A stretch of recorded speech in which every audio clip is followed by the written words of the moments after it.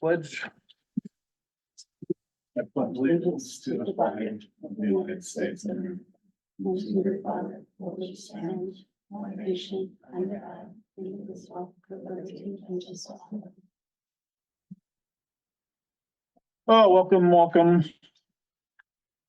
to our last day of school meeting. And we'll start, as always, with comments from the audience. Is there anyone in the audience who'd like to make a public comment this evening?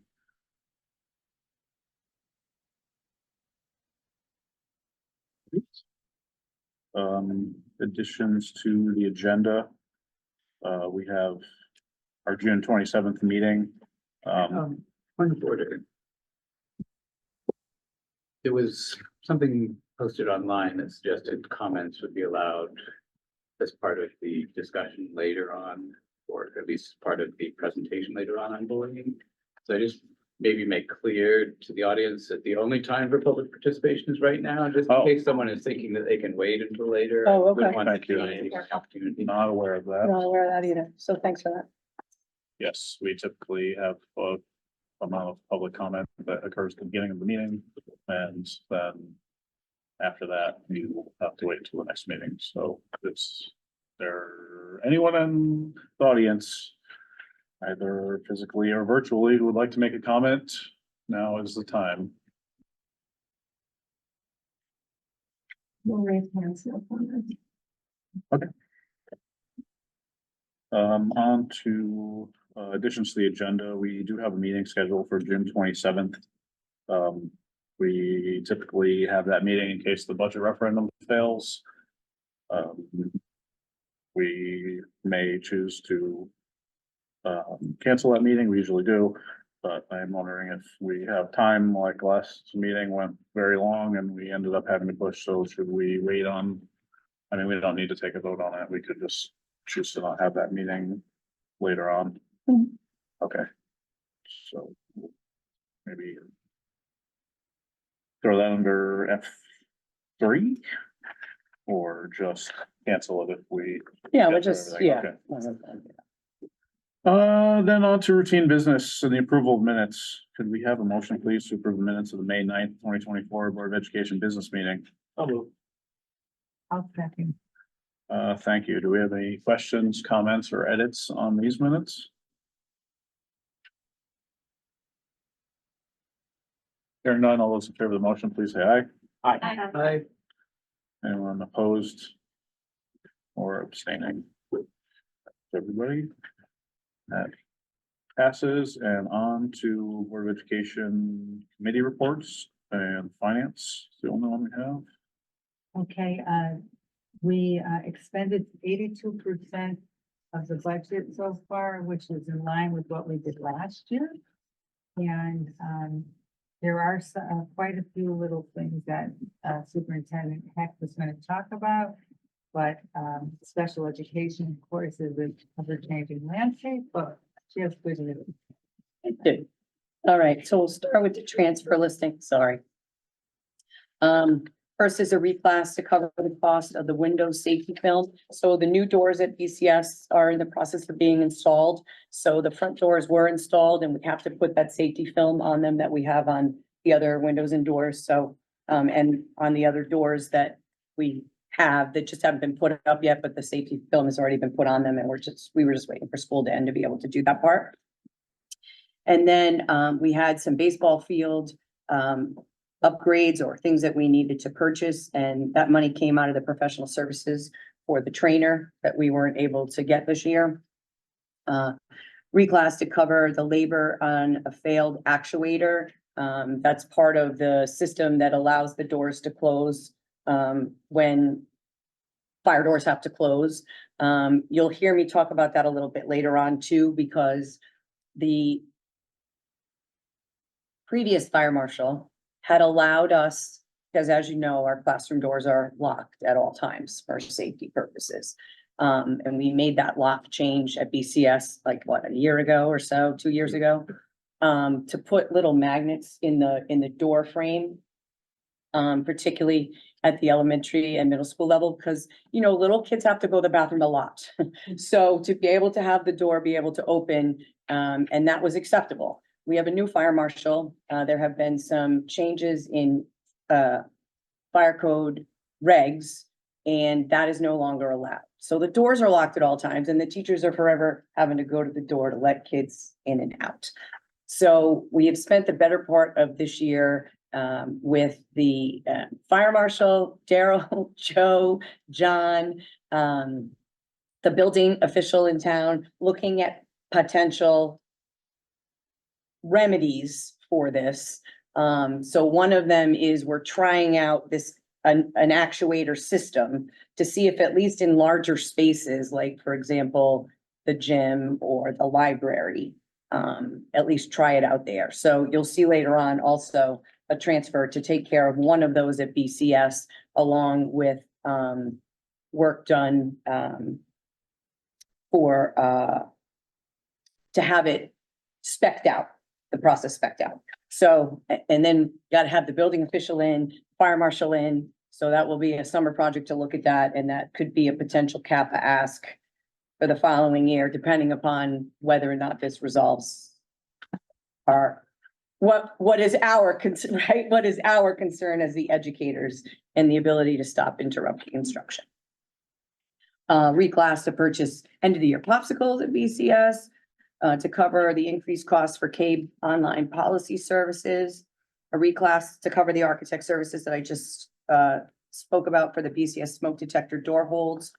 Reclass to cover custodian uniform shirts. Every few years, we upgrade or purchase the custodians' new shirts that have their name and the fact that, you know, they work here on the shirt. So we did an upgrade for those because some of them were falling apart because our guys like to wear them.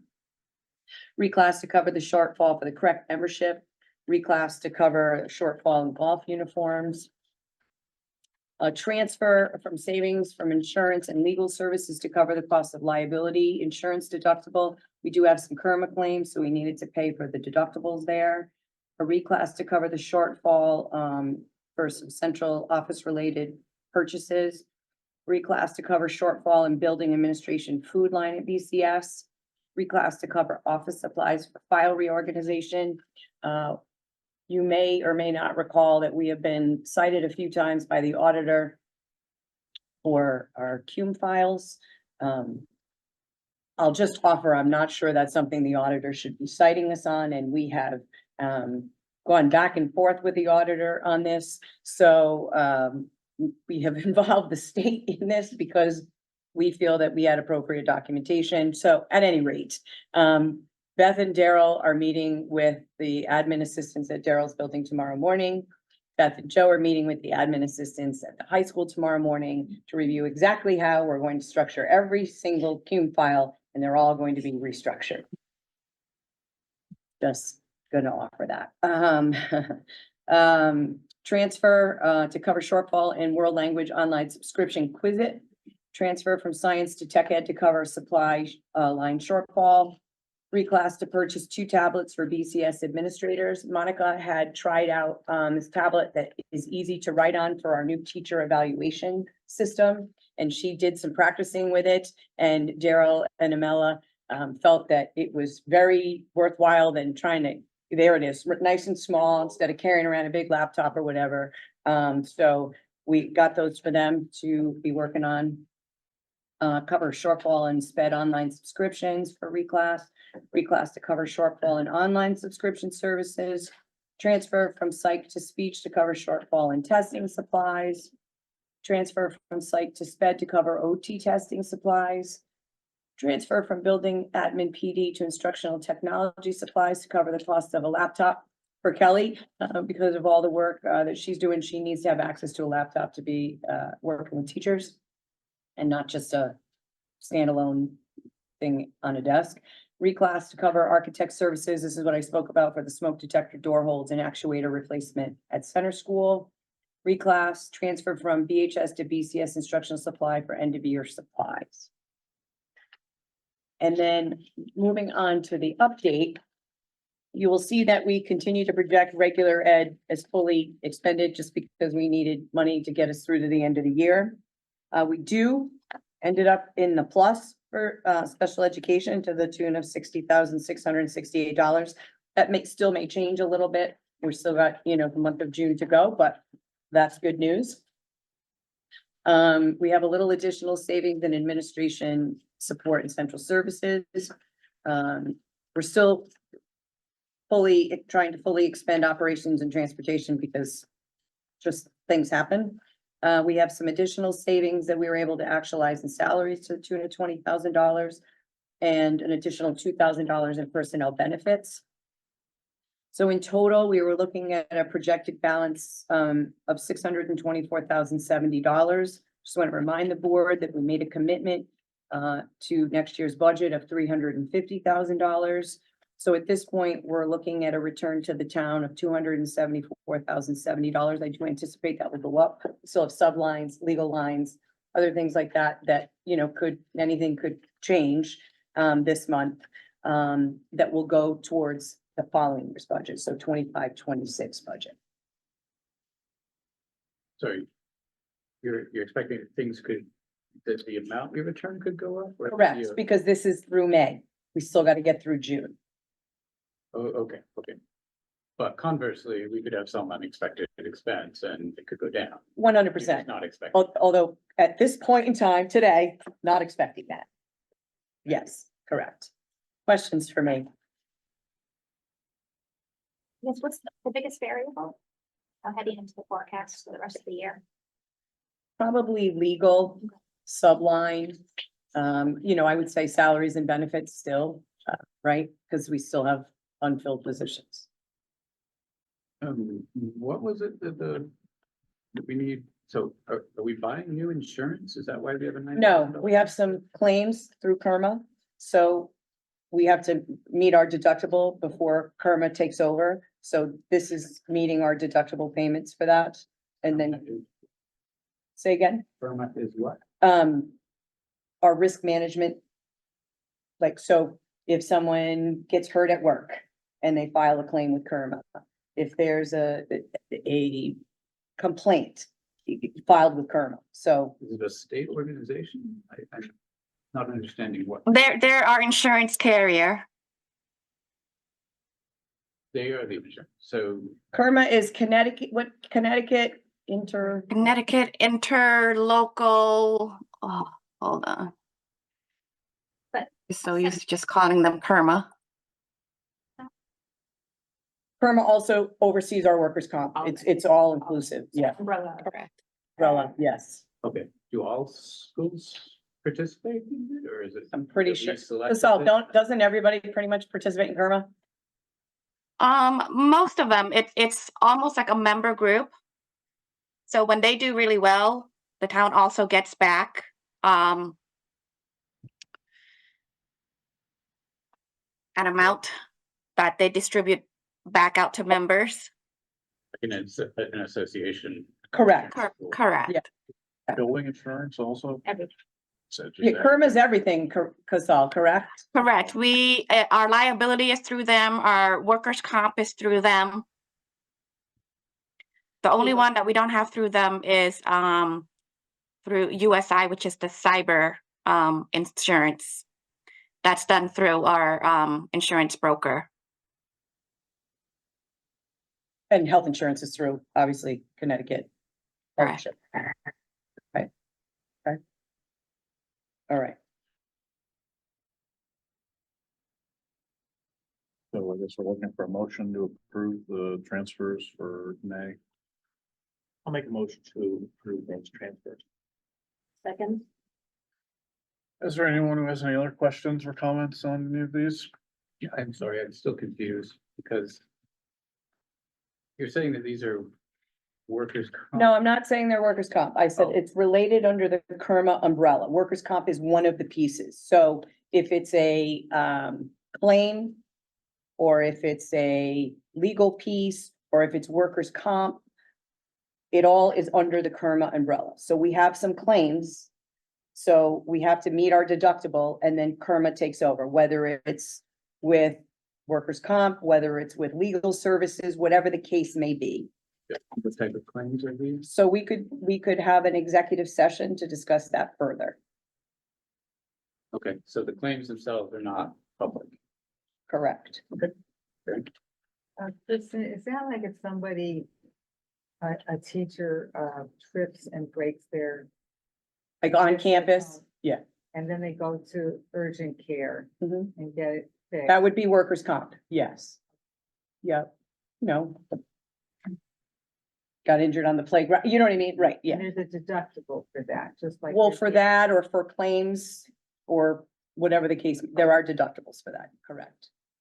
So if somebody felt they were fired inappropriately, they would go to Kerma to, Well, they would file a claim and then we would receive the claim and then we would contact our insurance, Kerma. And then Kerma takes over from there. And so if that were the case, as you just described, and we have to meet our deductible and then Kerma's whoever Kerma farms it out to for legal would then represent the district for that claim. and I assume that when we budget for this line item, you do so based on the expected number of, or a historical average of claims per year, and just this year we've had more. We haven't, Casal? It depends. We really have not had it in the past, the claims we've been able to cover, because they've been small amounts. Like, for example, the special education lawsuit that was national, that was also covered, but we were able to do it ourselves without needing a transfer in to the insurance. So you didn't see that. Because the You're savings probably- covered it. Versus what the anticipated expense. Correct. Correct. Correct. And that's a perfect example where, because we were one of most districts in Connecticut, Shipman and Goodwin representing just about every district in Connecticut. So, they were like parcel it out, based on the size and the number of people in each community or, in each school system. So our bill was much lower, say, than a Hartford, right? Who was also part of that class action federal suit. Yeah, thank you for explaining. Yeah, no problem. Any other questions or comments on any of the other things? I have a question about the golf uniforms. Is that just our regular replacement cycle? Yeah, we needed a We little bit just more money. needed a little bit more than. Mhm. I was wondering about the actuator, but you covered that pretty well. Okay. We're just desperately trying to find an answer that's gonna work for our teachers. That's pretty much where we're at. Right? All right, so we'll need to vote. Okay, any further questions or comments? All those in favor of the motion, please say aye. Aye. Anyone opposed or abstaining? All right, that is finance. On to community meeting reports. Sorry, do we have to go through this? Or no? No, we're getting to that in the agenda. Perfect. Yes, Thank you. sorry, I did yep. it as finance. Do you have any community? Wait, meetings? now I'm looking and, we do, it is, sorry, yeah. Yeah, I was gonna say. Yeah, I have a community meeting report. I attended the most recent Bolton Scholarship Fund meeting at which we approved the scholarship selection committee's recommendations for this year's scholarships. Very excited to announce that we were able to give away just shy of $122,000 in scholarships this year. Amazing. Most ever for us by a fairly significant margin, actually. Thanks to some really amazing donations this year. Simon Ice, for instance, doubled their donation Wow. from 10 to 20,000. So, yeah, we were really excited to be able to give away that much money. Maybe a little disappointed that more people didn't apply this year, but worked out very nicely for those who were awarded scholarships, I guess. Mhm. They were announced, the high school ones were announced at graduation. Yep. And the college and grad recipients will be getting their letters in the mail shortly. Great job. You guys did awesome work. That's great. Thank you. Yeah. Do we have any other community meetings? I was gonna ask you if you wanted to, what you all been up to? So for the PTA, we're at the center school, we just had our Marley fundraiser at the mini golf. Thanks to the piano family for donating it. It was $5 a head. All profits went right to PTA. So we raised just over right around $900 last night. Good. And we have two subcommittees that are looking for people for help. One is some revamp on the playscape out on the center school to make it more accessible to students with mobility issues, such as getting rid of all the wood chips. And it making more entrances more mobility friendly, so that the students that have issues can get on and play and incorporate the other students. Second is revamping the two student teacher lounges that we're looking for help with painting and getting materials and hopefully revamping that this summer for our fabulous teachers. It's great. Need or have time, please join. Taking on trained labor. Take what you can get. Yeah. That's great, thank you. Have any other community meetings to report on? Alrighty, on to the superintendent's report. All right, we're gonna start with Bolton High School NEASC 5-year report, and I'm happy to introduce Jen Carvalho, who is here tonight, who's gonna talk about this. Jen is was one of our NEASC chairs, along with Abby Sacco. And just a reminder, Mr. Maselli's son is graduating from high school tonight, so that's why he's not with us. So for those who may not be familiar with the NEASC process, Christine?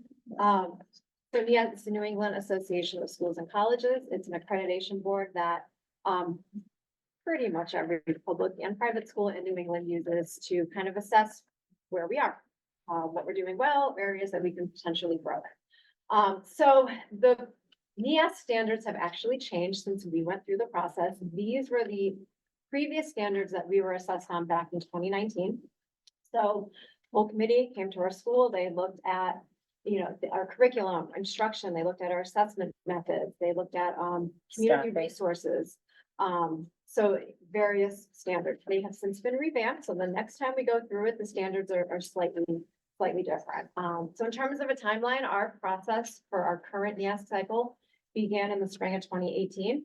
Where we formed a self-study group here at the high school of teachers, community members, students, basically analyzing every aspect of life at Bolton High School in line with each of those standards. We created a very lengthy report that we then sent off to the commission. They then, as part of the process, come to visit us. Back then, it was a 3-day visit. Again, it's been revamped for the next time. They came in October of 2019, which was fabulous, and they had a visit and they spent 3 full days here, sitting in classes, meeting with teachers, meeting with Board of Ed members at the time, parent meetings, student meetings. We received our report from them in, I believe, end of February 2020, and then we all know what happened shortly after we literally received the report. Shortly following that, we needed, as part of the process, there's a 2-year progress report that is due where the commission gives you a list of things they think you're doing really well. And then they give you a list of recommendations, areas that they see potential for growth in. The 2-year progress report is meant to address what we're doing about those recommendations that they gave us. Are we, actively addressing them? Are they on the back burner for now? Have we already completed their recommendations? Because our report was due prime pandemic, there were a number of recommendations that we did have to put on the back burner just simply due to the situation we were in. So as a result, we had another report due in the fall of 2022, which was the special progress report where we needed to address things we weren't able to because of the pandemic.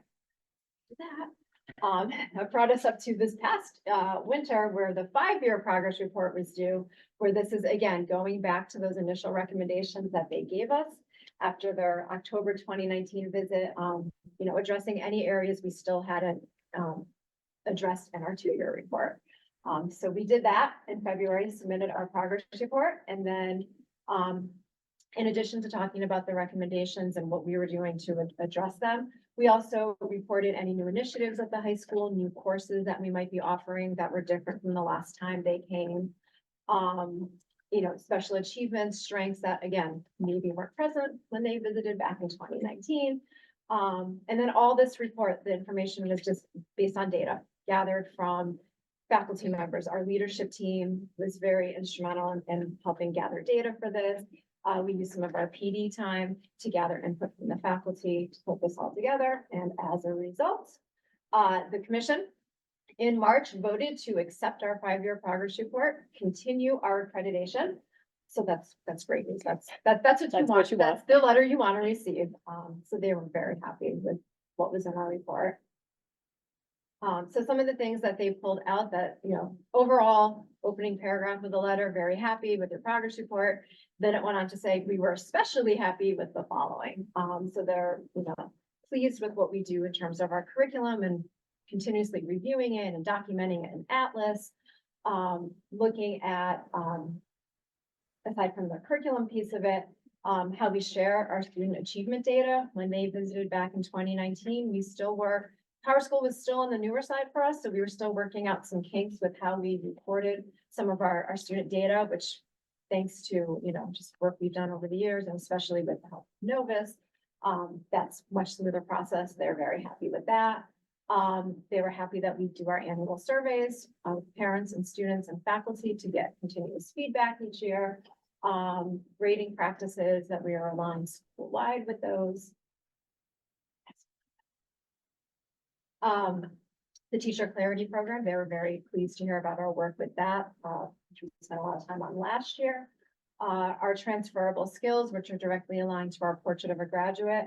One of the recommendations they gave us literally right before the pandemic was to spend time kind of recalibrating, looking at our scoring criteria, how we may be using these skills, which we have, once pandemic stuff calmed down, spent time in PD and some of our PLCs working on that and kind of, you know, retooling. We revamped some of our language and our scoring criteria, so they were very pleased with that. They love our connections program, which is our advisory program. And the fact that students here at the high school feel that there's an adult that they have a connection with, aside from just the classroom teachers. And then at the time of their visit, our staffing in the library media center was not as strong as it is now. So we had some gaps in the day where the library was not staffed, and we've since addressed that thanks to board support, budget support. So they were very pleased to see that that had been remedied as well. So our next steps, and yes, never ends. It is a gift that keeps on giving. So our next cycle officially begins in the fall of 2027. It doesn't mean we're off until then. So we need to start looking at the new standards. So we will get a new team together, a new steering committee, and start spending time as a faculty reviewing what the new standards are, using those to reflect upon our current portrait of a graduate, what we're doing, our mission, our values, seeing if there's anything that we maybe want to adjust in any way. Spring of 2027 is like our official training meeting where they really take us through how the new process is going to work. 2028, they send a group of people for, they call it a collaborative conference visit to kind of review where we're at that point in time. And then the big visit will take place in 2030. So it'll be here before we know it. So we will Be working on it. We will be working on it sooner rather than later. The only kind of wrinkle that might appear is if anything major changes in the school, we need to fill out a change report, which then might initiate an even lengthier report. So any kind of major reductions in programs offered, reduction in staffing, you know, whether it's teachers, administrators, so student support providers, any of that, we would have to report to them. Explain how it'll impact all the various aspects of Bolton High School. And then at that point, they could re-review our accreditation status. Barring any major changes, 2030 will be the next time they come to visit. Any questions? Thank you, Jen. Great.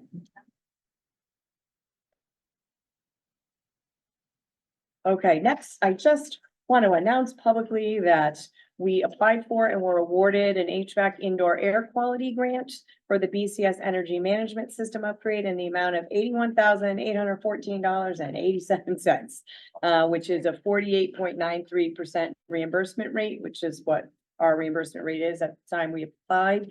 I just want to remind everyone that prices have gone up considerably, but this still should allow us to complete some additional pieces of this project, which is great. There is $167,208 for this project, which comes from a 2017 bond package where the selectmen voted, and it was approved at the time, and they voted since then to extend it. For leftover monies after we finished like the paving, the sidewalks and the paving at Bolton Center School and some of those other big projects that we had done. So I just wanted to share that bit of good news. Thanks. Next, we have our strategic plan update and PD overview. Any questions about the air quality grant for me? Sorry, before I move on. All right, great. So I'm gonna turn it over to Principal Giard, Acting Assistant Principal Ms. Bear, Teacher Diana McLochie, Teacher Dan Ayer, Teacher Jen Carvalho, Director of Teaching and Learning Monica Julio Casper, who are going to provide an update on our strategic plan. Thank you all for being here tonight on the last day of school. So we have been working to improve our schools. Really what we're all here to do, improve our schools, improve students' learning. And so we work during the summer, a lot of us, to get together. We'll continue this summer. We already planned to meet next Thursday. We're gonna meet Center School leadership team to continue looking at our plan. So the staff is presented and we revisit it throughout the year. We have ILT meetings a couple times a month. So we're continuously looking at it, and it's a 3-year goal. And this was year 2. And, this is our leadership team at the center school. Everyone is represented. This is the current year. It could change next year. There could be more members. But we have 3 goals, and we actually worked really hard to get this picture. We really wanted to show how everything was all connected. So how the school community, how the environment that we have in our school, and also instruction, how that was all connected, but how it all connected to the portrait of a graduate, but also to the strategic plan. So we came up with this, and when we found it, we were like, yeah, this is what we want. So we're looking at a school, family, and community partnership, and our goal was how can we enhance this?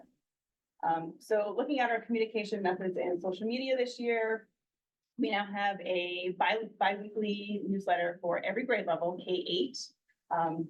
Elementary teachers were already doing this, but we wanted everyone to do it. I know as a parent of a middle schooler right now, I truly appreciate that because middle schoolers don't always share things with you. So Parent Square has actually been a great talking point that I've been able to look at kind of what I've seen on Parent Square and say, hey, and he's shared more. So I think that's a great thing. So Parent Square is where those bi-weekly newsletters live. It's not only communication from classroom teachers, but there's all sorts of other communication on Parent Square, from teachers, from admin. Plus information is there, early dismissal reminders, if you've forgotten there's half day, it's on Parent Square.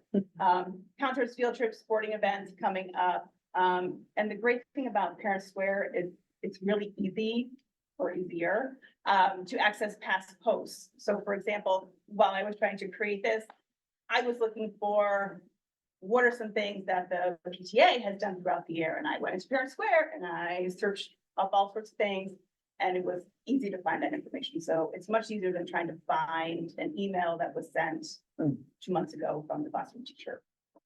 So we're trying to make that communication and going back and looking to see if you can find maybe a question that you need to answer. We also have Facebook and Instagram, and we have our BCS community update. There's some things on there like the walkathon was on there, what's happening in the science lab, the Eastern Region Music Festival was on there, the poetry slam, robotics, and sports. But we're also looking for multiple ways and opportunities to have families to be involved. So we have things, of course, like open house and meet and greet, and parent teacher conferences. And the middle school is now doing, student-led conferences, and they've been doing them for 3 or 4 years. 4 or 5 years now. And I think this year was the first kind of change, so there was some feedback that was given, and they tweaked the way they did it a little bit, and as a parent, it's great too, so I got to see that. And this year, instead of having a K-5 and a 6-8 winter family night, we also changed it to a K-8 based on some feedback. We also have evening concerts and classroom activities and sporting events. But one thing that we can't leave out, because we know is so important as a school, is our PTA. They are so important in this point for us. Family opportunities of being involved, from things like bringing authors to the school, and the Connecticut Historical Society came for a couple grade levels. But also the after-school activities that they provide, like movie night and the ice cream social and the art show. That was so much fun. The Snowman Fest, which was so tragic this year that it got windy. They had to come down. But there was a family science night and the hockey game. There's just so many things. But what the PTA is really great at, which you would actually mention, is not only just getting the school community involved, but the entire Bolton community involved with the golf, the mini golf they just, and I believe the gala was held in town as well. So we are so appreciative of everything that they do to get the community involved. Our second goal in the school plan is to enhance the learning environment. As you can see there, the definition that we came up with was to nurture a productive learning culture that is founded on positive and meaningful relationships in order to improve student outcomes and achievement. A couple ways that we do that is through our PBIS school-wide system, which stands for Positive Behavior Interventions and Supports. We have a matrix that we showed at the last Board of Ed meeting that we look at regularly with our monthly meetings. Also with our PBIS, every morning now with Mrs. Mayer, she talks about the BARC expectations. Every kid in school can recite to you what BARC stands for. Those of you who have children have heard the recite it to you with their shirts on. So school-wide BARC is in the morning announcements and built into some of those bi-weekly newsletters. We try to make as many connections on a daily and weekly basis with the work that we do. And a new piece to that we mentioned at the last Board of Ed meeting was the Buster Brags, which is a way that we recognize individual students for the great things they're doing in the building to follow those expectations. So we shout them out on the morning announcements, hang their picture up, you walk into the front lobby, and then send those home with the students. Professional learning for all of these goals really is ongoing. So some of the professional learning that we've done to enhance the learning environment is the trauma-informed practices training that we received at the beginning of school. The administrators have received even more extensive training, and it's helped us to really work with even our students who have some struggles in the classroom. Has helped a lot. We use our PLC time, as you heard earlier, to discuss and support individual students. And in our leadership meetings and in other PDs throughout the year, we have new learning opportunities where staff can bring different topics, articles, and really ideas to the table to help kind of make us more innovative. So it's not just myself and Mrs. Baer, myself and Mrs. Kelleher always bringing every idea. We really welcome the ideas of the staff to come in as well. So those new learning opportunities have been great this year. New this year as well are town hall meetings. So I've mentioned those a few times throughout the year, board meetings, which are really every grade level meets with Mrs. Baer and myself. And we review the PBIS BARC expectations. We tell students about different ways if there's something going on between themselves and other students, if there's any issues in the grade level, things that we're seeing that teachers are reporting. We talk through all of those in about a 20 to 30-minute meeting. And usually we reference maybe an assembly we just had and what that key message was from the assembly and connect it with the topic that we're talking about for that meeting.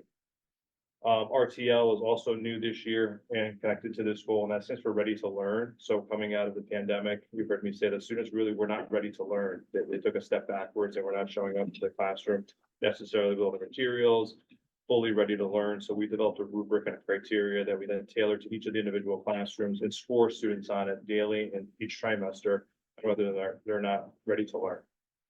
And the last piece is glows and grows, and that's really the feedback piece, because feedback is one of the most important game changers in anything that you do. So myself and Mrs. Kelleher and our leadership team at the center school have gotten into classrooms throughout the entire year. We've done peer visits, admin into classrooms, and we like to leave a glow, like what's going on in the classroom that was great, and a grow, a potential idea have you thought about? And that's really helped to push the thinking along with those new learning opportunities to enhance learning.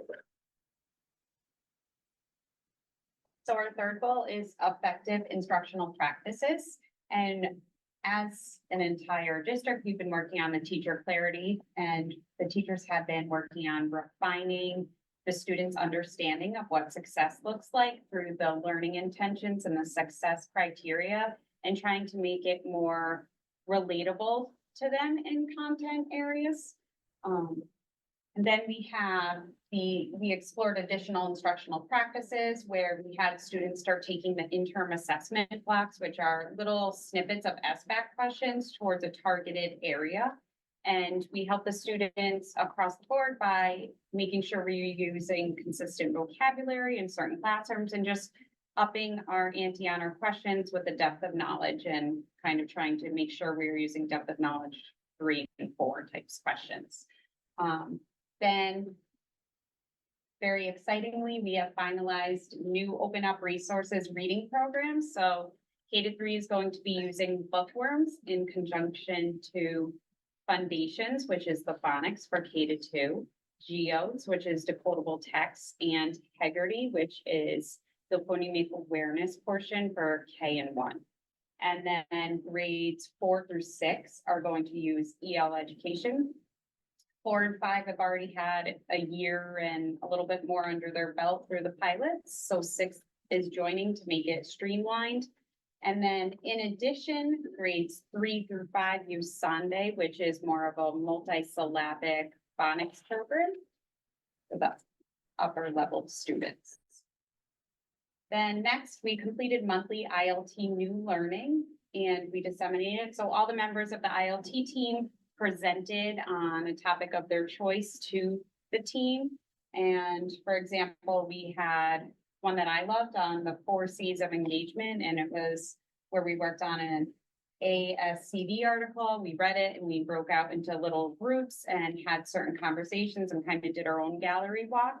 And then recently at the end of our ILT meetings this year, we had one that was all about the types of questioning that we plan to bring to the staff in the fall. It was awesome.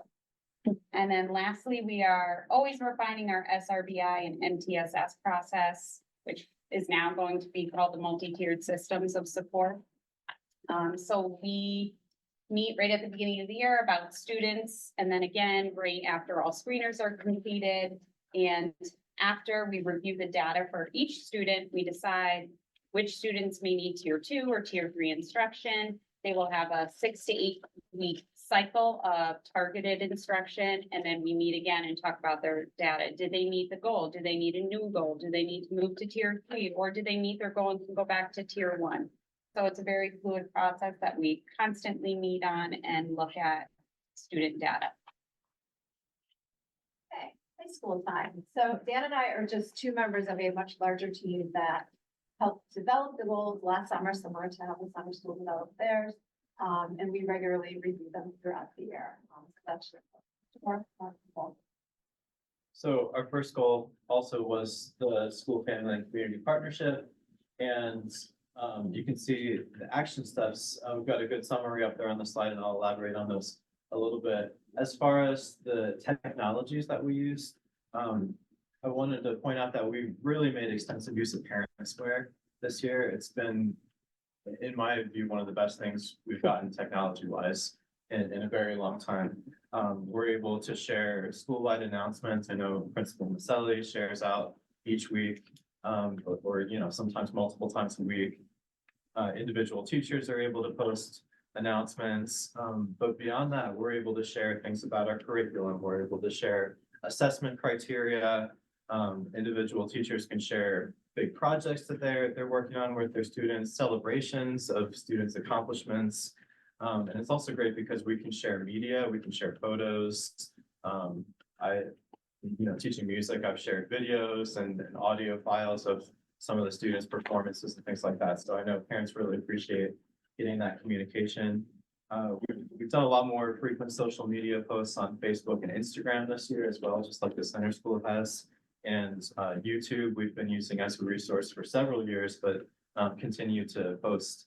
The high school graduation was on YouTube as a live stream. We post our concerts and other events that we had on our YouTube. We've also been doing some newsletters, and one example of that is the Team 27, our freshman team puts out a newsletter. So that's a new thing that we've implemented to communicate more with the newer students, newer families in the school. Our guidance department has tried to use Zoom meetings more to make themselves more accessible to families and accommodate family schedules and the meetings that they conduct. So we also started the principal roundtable meetings this year, and we had several topics. There were 3 different meetings that Principal Maselli did. The first one was about communication and safety. He did one that was a dialogue with the 4 parent organizations, the Athletic Boosters, the Project Graduation, the Bolton Scholarship Fund, and the Bolton Music Works. Got them together just to have a dialogue about how they could all work together to help the school. And then he also had one about budget and like a question and answer session about the budget right before that was presented to the board. So those have been a successful way to communicate more with families. And then when it comes to the creating opportunities for sharing student growth, the parent-teacher conferences are relatively new to us at Bolton High School. Those have been going on for a long time at the center school, but this year we did 2 rounds of those in the evenings to, in person, be available for families to come in and conference with all the different teachers. So all the teachers were set up in the commons and in the main hallway here, so parents could come in and see all the teachers, kind of one-stop shopping. We implemented the digital portfolios that are tied to our transferable skills and the portrait of graduate. And so every student in Bolton High School now has their own digital portfolio that they created this year, and they'll continue to add to those to document their progress on the transferable skills throughout their high school career. Our capstone evening, again, we invited community members into the school to hear and see the presentations by all the members of our senior class for the capstone projects. And we've had a lot more events this year, now that we're able to bring families in for concerts. We added an international culinary showcase this year that Chris Jones, our culinary teacher, put on in conjunction with our spring choral concert, which was a really successful event. We've had more art shows, both at the school and also out in the community. So those have been really successful events. And then the guidance department has also been helping families navigate the new FAFSA requirements, because there have been a lot of changes there, and it's been a challenge. It's been a struggle. So they've been doing a lot more outreach and helping support families with that process as well.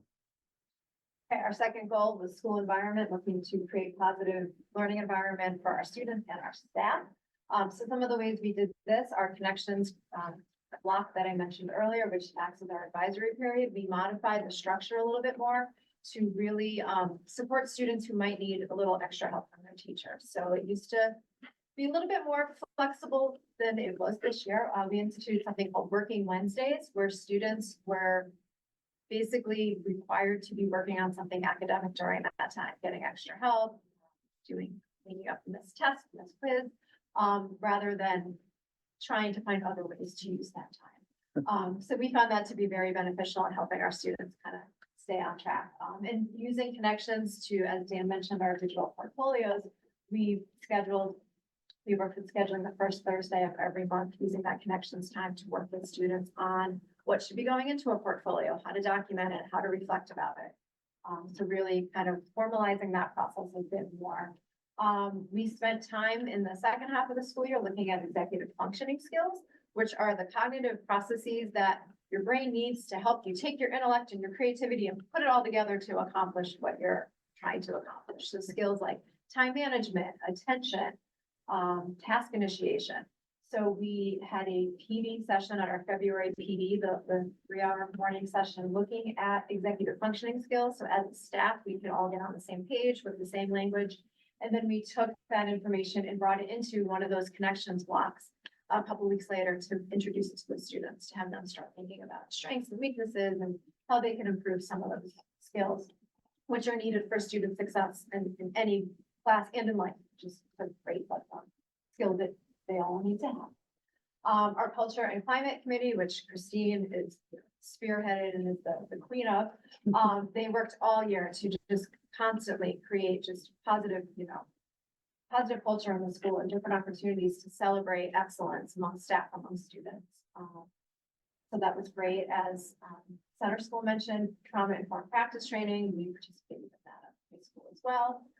We regularly recognize our students, not only with things like our quarterly honor rolls, but we have Student of the Month, we have Staff Member of the Month recognition. We have different challenges that reward kids for not being tardy to class, not using their cell phones. We have technology challenges, tardy challenges, really looking to celebrate all the great things that are going on at the high school. And then our homework club still continues to be a great resource for students who still need a little bit additional time after school to help get caught up or get that little extra help. So our goal for improving instructional practices is here. And one of the things we found when we looked at the survey data from last year, from the parent survey that went out, was that we could do better at communicating the relevance of different tasks and content to both our students and families. And so we did a couple of things to improve that this year. One was the unit templates that teachers created for each unit that they were teaching in each of their courses. And they posted those on Google Classroom and introduced those to the students. So those were available to families as well. I think teachers may have posted them on Parent Square as well. And those gave information about, how is the current unit relevant to previous learning? How is it relevant to what you're going to be learning in the future? And how is it relevant to, real world applications? So hopefully that helped meet that goal. And we also did some peer observations for teachers throughout the year. We did this 3 times, and we started the process in our PLC meetings. And then teachers had the opportunity to choose another teacher to go and observe. The first time was focused on the relevance piece that I just mentioned. And the second time we went around to observe a different teacher and just did kind of similar to what the center school did, just an I wonder statement about, something that we saw in the classroom that we liked or wanted to learn more about. And then we did one more where we had the chance to see students that we teach, but in a different classroom setting to see, how they interact in a different environment than what we teach because our content areas are so different. We also had a lot of learning experiences, both in our PLC meetings and then at professional development sessions. We had several faculty members who presented and facilitated different professional development, including the guidance department about the college process and applications. We had our Dean of Students presenting lots of data about student achievement and test scores and grades. And we had one about AI. We had one about using Canva to develop different resources. We did a first aid and CPR training. We had one of our social studies teachers presented a session about the Middle East conflict in Israel, just helping our faculty understand that and how to support students if they had questions about that. So we really drew upon the wealth of knowledge and experience in our faculty to be able to share that with one another. And that was a really great thing. And then the last thing here is the MTSS that's been mentioned already. We put together a committee to get that going here at the high school as well. And that was headed by our Dean of Students, plus representatives from our English, Math, Social Studies, CTE, and guidance departments so that we can get that up and running for next year. So it's been mentioned here and there as we've gone through the presentation, but where we do the work, our PLC meetings, I can speak for the high school, vital to a lot of this work that we're doing. That time is invaluable. And grade level meetings, we have department meetings once a month, staff meetings. So lots of opportunities to do this. Those early release of professional development days, wonderful. Thank you for supporting those in our calendar and our schedule. Our goals, when we're setting our goals for the year for our teacher evaluation, we look at what our school improvement goals are, and teachers are encouraged to do something that's going to directly support one of our 3 goals. And then as the leadership team, the things you saw on the slides, as I mentioned, we're constantly circling back, what do we need to do next? What's working, what's not working? What should we be looking at? I will add at the high school, we did do a survey and one of our last professional development day or staff meeting, asking for faculty input. What went well this year? What goals do you think we hit it out of the park with? Which ones do you think we need to kind of maybe keep working on next year? Suggestions, and as a leadership team, we'll take that information this summer to plan our next steps. Thank you. Now to Monica for our professional learning. So all of this work that you've seen is supported by professional learning done by our entire staff. It is extensive. They're applying their knowledge, and we talk to our students about being lifelong learners. So that wouldn't mean anything if we weren't all lifelong learners ourselves, for the benefit of our students. So some of this you've seen already. You've heard us talk about our trauma-informed practices, probably from the start of the year. These are some of our more, I can tell you what's not here. I did not remember to put CPR and AD training member, but there is CPR. So trauma-informed practices, the multi-tiered systems of support. That training was for our administrators so we could help create the system so that we could then bring in the MTSS committee of teachers. So we were working on that structure and how to make that happen. Professional personalized learning, that has happened with all teachers based on many of the things that you heard Mrs. Parvallo say, that there's time during PLC work, during Fourth Tuesday. Some teachers are attending webinars on their own. Some teachers are attending outside PD, and some of that is reflected here.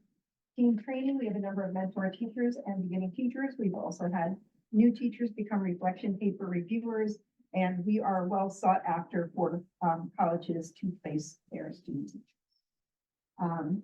Developing the professional growth and evaluation plan. Let's see, there's four members here. So we worked hard. We presented last time on all of the work that we did to create our new teacher evaluation plan. Part of that was Mrs. Carvalho and I were able to go to the Learning Forward Professional Conference. And that is work that's been heavily leaned on by the state, by all of the rests. And they provide professional learning standards.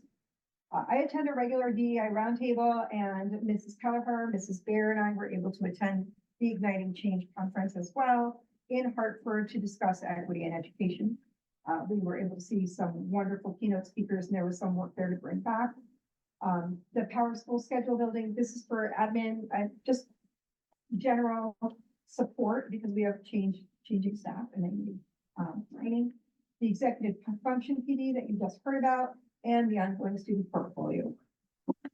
A little bit more specific for curriculum, we had our literacy team attend 10 sessions. It was extensive through Hill for Literacy. But they have been contracted by the state of Connecticut to study the science of reading extensively.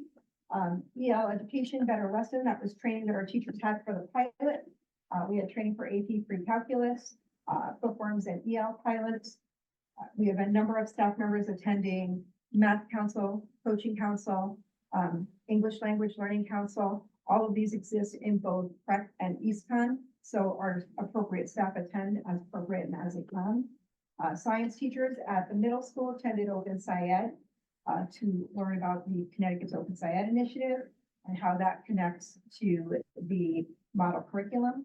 The reading specialists continue with some Wilson reading training, and then content-specific curriculum writing and adjustments. We started in the fall. We have a whole crew that is going to be here tomorrow and into next week to complete a lot of that work. And instruction and assessment. This has been probably the most fun to learn about. Teachers are at the forefront of AI because we know that students are going to try to use it to write pages. So we're way ahead of them.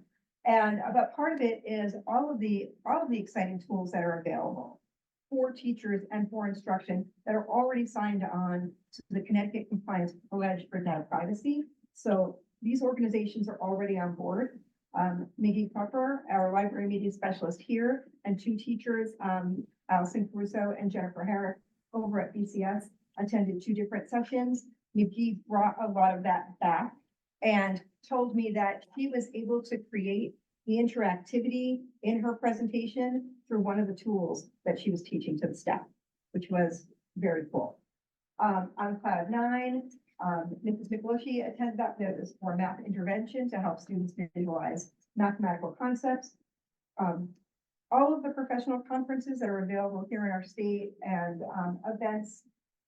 Universal screeners for number sense, our K-6 teachers are training on an assessment that's going to give more comprehensive information about what our students know in math. Student-led conferences, we have a new copyright for our mathematics program for K-1. There's a more dramatic difference, but the teachers have taken it upon themselves to do from the higher grades. It's not as different. They did not need direct training, but they were able to go through the new copyright materials. Mrs. Bear provides instructional coaching at PCS and our ongoing teacher clarity and success criteria. And again, the bulk of this, so much of this is happening in PLCs, in Fourth Tuesday, in half-day early release PD days. And we are just really packing that time. Thank you. Questions, comments? Yes, sir. So I applaud all of you for all of this amazing continuing education. It looks very impressive. And I certainly believe that ongoing improvement is essential to any institution. My question is, how much of this activity is taking teachers out of the classroom and leaving kids with substitutes, and how much of it is done outside of school? And if most of it is done outside of school, how much compliance do you have from the teaching staff? Do they view it as, being asked to do extra stuff, or is buy-in largely enthusiastic, and how does That's that a work? great question.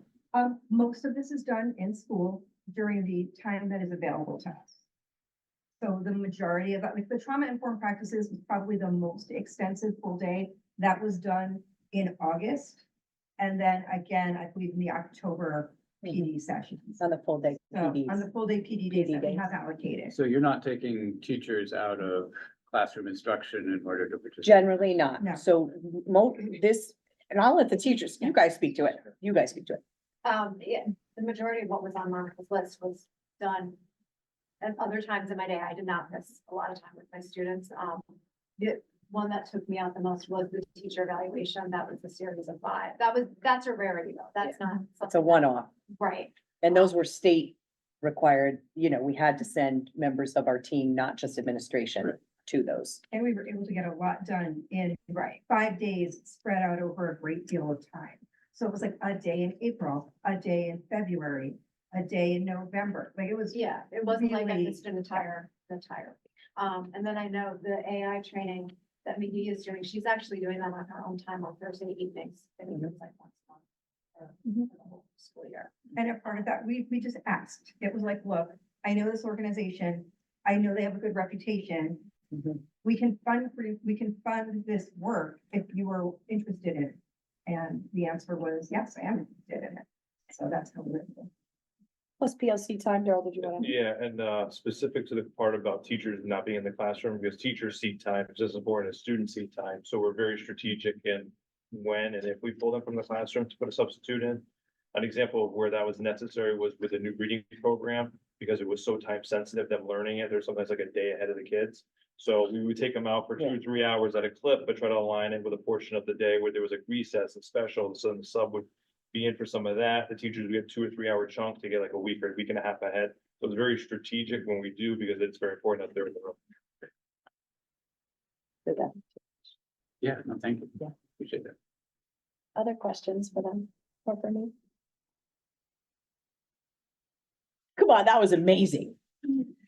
Very proud of the awesome work that they've been doing, and really just a yeoman's lift for a lot of things this year. And just phenomenal job. And we have amazing teachers and administrators and staff who just are always willing to go above and beyond. Always, and they're amazing. So great job, everybody. Thank you. My impression was that there were more endeavors on this year's list than in prior years. Is that an accurate impression? Are you? No, I just think I don't know that that's totally accurate. I don't know. How about this? I think what Monica gave you is probably the most comprehensive. We didn't try to miss a thing and yet we still missed Maybe that's CPR and right. AE. Do you know what I'm Yeah. saying? So, and you know, I want to also give public kudos to Monica because without her, we would not have Parent Square. So that was her doing and her pushing me and she did a great job. So great job on that. So well done. All right. Nothing else there. We're gonna move on to our bullying policy and safe school climate presentation. And I am going to turn it over to Snyder. I'm gonna sit, my stomach is giving me a little. Yeah, issue no right problem. now. Whatever you're gonna do, Dean Johnson and Mr. Giard. We can just go back to the last one. All right, so the bullying policy, and that's the number 5131.9, and the Safe School Climate Plan. All school districts are required to adopt policies and develop a plan to address bullying. The policy was last revised in August of 2023, and it's updated as laws change. The plan was last revised in March of 2023, and it is looked at annually, and we see if there need to be changes based on law or policy. That's how we make changes to this. All right, so we are committed, our bullying policy, this is taken right out of our board policy, committed to creating, and maintaining an environment that is physically and emotionally safe and free from bullying, teen dating violence, harassment, and discrimination. Teen dating violence was added the last time that the laws were updated, so that was one of the new changes. So in accordance with the state law and our climate plan, the board prohibits any form of bullying behavior on school grounds, but it's not just school grounds, at a school-sponsored or school-related activity, function, or program, whether on or off school grounds, at a school bus stop, on a bus, or through the electronic devices that are owned or leased by the Board of Ed. So it encompasses a lot. The board also prohibits any form of bullying outside of the school setting if the bullying either creates a hostile environment at school for the student against whom the bullying was directed, infringes on rights of students against whom such bullying was directed at school, or the third thing is substantially disrupts the education process or the orderly operation of a school. So there's a lot to the definition. Discrimination and or retaliation against an individual who reports or assists in the investigation of bullying are prohibited. It's not allowed, and we don't tolerate any kind of retaliation. We want people to come forward and share information with us. Can I take a very brief pause? I apologize.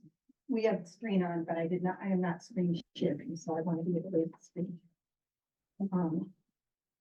Apologies.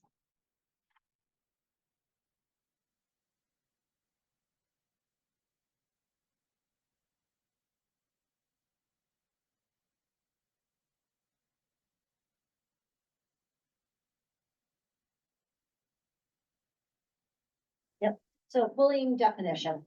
Basically, bullying is an act that is direct or indirect and severe, persistent, or pervasive, which causes physical or emotional harm to the individual, places an individual in reasonable fear of physical or emotional harm, infringes on the rights or opportunities of an individual at school.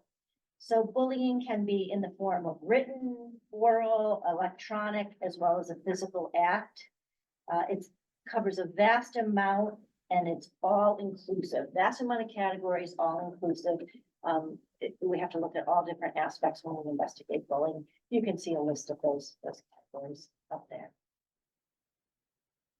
Some of the prevention intervention strategies include, but are not limited to, implementation of PBIS, as I mentioned earlier, school rules prohibiting bullying, teen dating violence, harassment, intimidation, adequate adult supervision in all areas, especially in the unstructured times where it's not in the classroom, like recess, cafeteria, other places like that. Inclusion of grade appropriate bullying and teen dating violence education. You can see a handful of them listed there. Second step curriculum is a big one at the center school. Individual interventions with the bully, parents and school employees, and interventions with the bullied child, parents and school employees as well. A continuation of prevention intervention strategies, school-wide training related to safe school climate, promotion of parent involvement in bullying prevention through individual or team participation in meetings, culturally competent school-based curriculum, focusing on social emotional learning, and student peer training, education and support that includes participation in many of the programs that you've heard us talk about over the years. Start with hello, we see something, say something. We had one with looking at theater this year that's very powerful through CREC, where they had the high school actors come out and talk about very, very emotional and sensitive topics, and then they stay in character, as you heard me talk about before, and answer questions with students. Those are very powerful besides just the staff talk about it. Annual notice and trainings. So each year, you can see a handful of them there. Students, parents, and guardians are notified annually. The process is by which students may make reports of bullying, including but not limited to, the superintendent sends out an annual notice at the beginning of the year to all families. Information about bullying and how to report bullying is in student handbooks. Staff are provided with an electronic copy of the district's safe school climate plan at the beginning of each school year and are required to review the plan annually. Board of Education policies and safe school climate plans are on the district website. Students are reminded at those town hall meetings that I mentioned earlier, where we do talk about social emotional learning, any issues with bullying or any other issues between peers, how to report that, how to handle it. And it's obviously grade appropriate because we have a wide range, especially at the center school pre-K to 8, so the conversations are tailored to the grade levels. And the last one, DHS administrative review the student handbook with all grades and classes, which I just mentioned we do at the center school for those town hall meetings. This slide here is the same slide that you had the last Board of Ed meeting, which takes a look at the attendance data for the last 3 years, office discipline referrals for the last 3 years, and suspension data for the last 3 years. And the reason we included it today's presentation is just as a refresher, because a lot of times people think bullying, discipline, that it's all connected. So we want to be able to provide that whole picture. And as you can see, attendance is improving. And sometimes attendance could be, I haven't come across it in recent years, but sometimes it could be like a school avoidance thing where a student may not be coming to school because of a peer issue. So all that data is triangulated and looked at to find out what exactly is occurring. Is it being handled? Do we see any trends? Office discipline referrals, you can see about an average of 2 referrals a day come to the office, and there's different types of ODRs. You have the minors and the majors, and the bottom you can see for minors of the nature of inappropriate language, physical contact, defiance, disruption. More than majors are the very abusive language, profanity, fighting, overt defiance. Suspension data is also there on the right for the last 2 years. So similar to what Mr. Giard said, this slide is repetitive. I do want to say that, we do not have a substantial amount of bullying reports that we have to look at, but every single one of our major referrals are thoroughly investigated. One celebration, I didn't change on the slide, under the 23-24 attendance data, I believe it says 23 students. We actually ended up with 16 students. So our chronically absent number of students was significantly reduced this year. I'm very proud of that. All right, so the bullying data, we pulled the last, sorry, the last 3 years of data. On the left, you see BCS. So in total, there were 14 bullying complaints or investigations that were done, and there were 7 verified acts. At the high school, we have 11 complaints or investigations, and we had 3 that were verified as verified bullying. There were 3 years. Yes. Yeah, Yeah. go back to.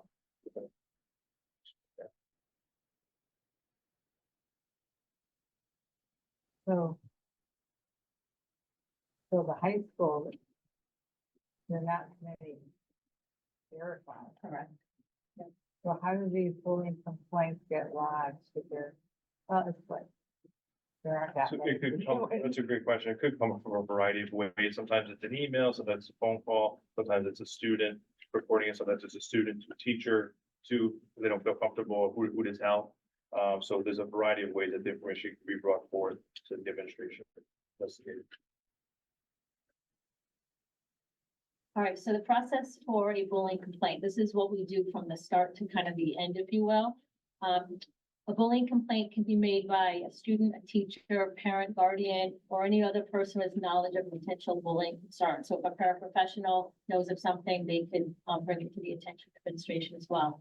If the person who's reporting the bullying doesn't have access to the safe school climate paperwork, then we make it available to them. We either point it to the website or we have sent paperwork home to people if they need it to fill out. And then they file the complaint, it's submitted to the building administrator. We have a safe school climate specialist at each school, Mr. Giard at the center school. It was Ms. Johnson at the high school, so we'll have to find a replacement, but that's where the complaints go to. And then I'm the safe school climate coordinator for the district. So when they get a bullying complaint, they let me know that they received it and that they're beginning the investigation. Paperwork and information obtained from the written complaint initiates the investigation.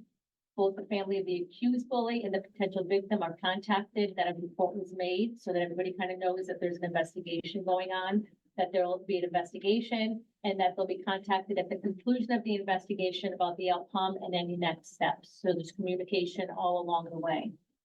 Immediately, even before the investigation starts, as soon as, and so we probably should put this up higher, but as soon as we're even told that there's a potential bullying, we always make sure that, the potential victim is safe and that they know how to report anything else that occurs. So before we've even decided if it is bullying and not bullying, we just want to pull the kids, make sure that that child is safe and that they either know to contact Mr. Giard or Ms. Kelleher or Ms. Fair or whoever, or at the high school, if they have somebody they can contact if additional things come up, so we can continue to document that. And that's part of our, it's a comprehensive process. It's very, it doesn't happen in a day. You know, sometimes people want results in a day, but it takes a long time to gather the interview. So I think if we go on and talk a little bit more about it. So, to continue the complaint, administration conducts an investigation, and it really depends on the details of what we're given. So the better details we get, the better investigation we can conduct. So what we do as part of the investigation really depends on the information we have. It could include watching building videos. We have spent hours watching videos to try to determine what has happened. We have spent a lot of time watching bus videos to determine if, you know, what we can see and what we can't see, and if things are panning out. We question multiple students. Depending on an investigation, we can talk to 5, 10, 20 students. And we do it, you know, individually. We have a set of questions that students are asked. We take notes on their responses. So it's not like, oh yeah, we got a good answer from one kid and we're done. You know, we do a very thorough investigation and talk to a lot of students. We talk with teachers of the student who's accused of being bullied, of the student who's being bullied. So we talk to a lot of teachers. We talk to parents and guardians to get information from them. We review any physical evidence. If there's text messages, if there's stuff on Snapchat, and, you know, we do that more so at the high school, it seems like a lot of the social media, but we look at that because kids are really good about sharing that information with us. So, you know, we look to see what we can find there. Pictures and observation, you know, often administration will go into the cafeteria just to kind of see how things are going with the child who's been accused of being bullied, the child who's been accused of being a bully, and the child who's been bullied. So we just kind of see what the interactions are with them. So there's a lot that's part of a bullying investigation. Anything I missed on that part? No. Final evidence is then discussed with with me. So we talk, there's no decision that's made in isolation. And committee members as appropriate. So we have different people on the committee. Our school nurses are on the committee. We have school counselors on the committee. There's a teacher and a parent on the committee. So we can't obviously talk specifics with kids and parents, but we do bring in members.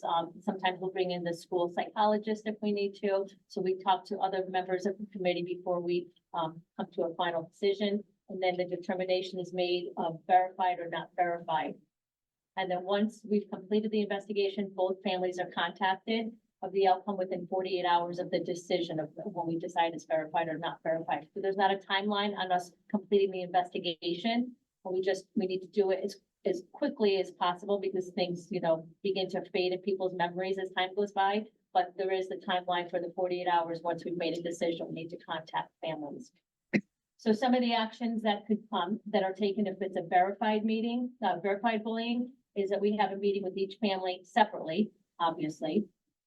We create a student safety support plan. We talk to people on the committee, maybe the school counselor about what needs to be included. We talk to the student about what they feel needs to be included on their safety plan. We get input from parents. And then we issue consequences to the person who's doing the bullying if it's necessary. And we send home letters to parents documenting, that there was a bullying complaint, the investigation, and we have to enter it into our bullying log. There is a state bullying log. That's what we're required to keep some information, and then it gets submitted at the end of the school year. Actions taken if it's unverified. We still have meetings with each family. There's a possible creation of a student safety plan if we still think that there's maybe some not nice or unkind behavior. So we still come up with a plan to ensure all students are safe, possible consequences, and documentation that an investigation took place. So even if it's not verified, we don't just say, okay, it's not verified, that's it. We let parents know, and we make sure that kids are feeling safe and that they have somebody they can go to if they feel like there's an issue or a problem. Beth, if I could ask a question, if you did find there was evidence of bullying, what might a typical consequence be, just out of curiosity? Well, it really depends what they, it depends on the age of the kid and what the behavior is. So, you can. Severity, the type, where it's occurring, so it could be anywhere from suspensions to restorative practices, sometimes bringing the students together is a good way to get to a better place and to work through it. Especially in the younger grades where they might be in classes, and we're a small school, only so many classes you can go to, where they might be together at recess and other places. So it could be anything from restorative practices to more punitive. And we're talking more about that actually on a whole other slide where you might, Good question. if you're on a sports team, there might be a consequence associated with the sports team. It could be a seat change in a classroom. Right. Right. Or the bus. Change, But, yeah. or maybe off the bus for a few days. So there are a variety of things. I'm just curious. And at the high school level, it could be a class change. Mhm. I always ask the student, what do you want the end result to be? Sometimes I say to the student, hey, this is a consequence though. If even if they say, well, I just want it to stop, I don't want the student to be a consequence. Sometimes that has to happen, right? But I always ask the student. Could you, Trickier at the high schools. before we go on, could you talk a little bit more about what actually constitutes bullying? For example, is teasing someone bullying? Is a, single incident in which somebody is hit, is that bullying? So there's been some different iterations of the law. So like the most recent version doesn't say repeated anymore. It says severe and pervasive. So the fact, you have to really look at the individual act. And sometimes it's like, well, this is really bad, this clear cut. Sometimes you have to do a little digger deeping and through talking to up 15, 20 students. Sometimes you find out more of an exchange. There's an ongoing history. There's been things that have occurred. There's a social media piece potentially. So really every case is so uniquely different. And that's why we have to have all of our minds wrap around it to determine verified, not verified.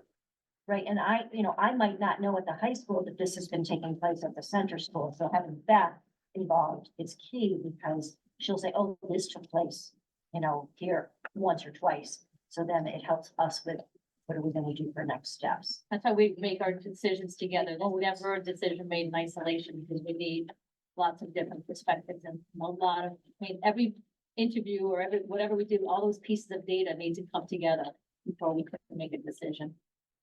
And could you talk a little bit in general terms about cases that you have investigated and have verified as being bullying? What sorts of behaviors were involved in those? I'll try to without It's being too specific because we're so small, you saw how few the cases were. Right. They would be potentially identifiable. But just in general terms, is it racial attacks? Is it physical? Is it verbal? What's going on? We've seen a handful from all those different potential categories that it could be. I don't really feel comfortable describing a specific one that we verified. But like, for example, if someone like jumped another kid, there's some of the social media ones where it's clear cut, where this group of students is really coming down on this one student. There's a whole thread, there's screenshots. The screenshots are always very helpful. I'll tell parents, I'm like, first thing you do is capture whatever evidence you can when Snapchat disappears. So that's like a clear cut example where there's just a litany of things being said to a kid. There's no responses happening, but sometimes it's not even that clear cut because I've seen where kids have logged in as other kids. So they're like, it wasn't even me, I was at soccer practice, now you're trying to find out who was even on as that student. So it's not, never even as face value, it gets pretty complicated. But do you consider that verified? Yeah, that was an example of a verified one, yes, yeah. That you could, Yeah. even though you're having to, With the text. I understand that you're not comfortable, but I mean, you can think of something 5 years ago, it doesn't have to be recent, you know, to his point. Yeah. Yeah, no, I But just said that's this was- the No, example, that's yeah. one example. Social media, there's check boxes when we look at it. There are different check boxes.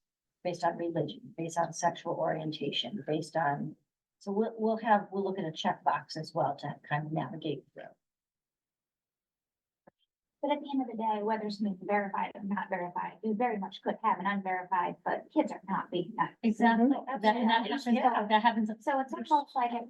There's many many instances times. where the conversation has been, this might not be verified, but literally the game plan to resolve what is going on would be identical, whether the label was put on as verified or not. Inappropriate, unkind behavior that we I don't. think sometimes we focus so much on whether Over. something's been verified or not verified at schooling, but there could be some behavior. Right, that's because- just not. But that's a great point, because we still investigate, we still come up with a plan, we still do restorative practice if that's appropriate for the age level of the kid. And we still issue consequences, right? Because we don't want kids being unkind and mean to each other.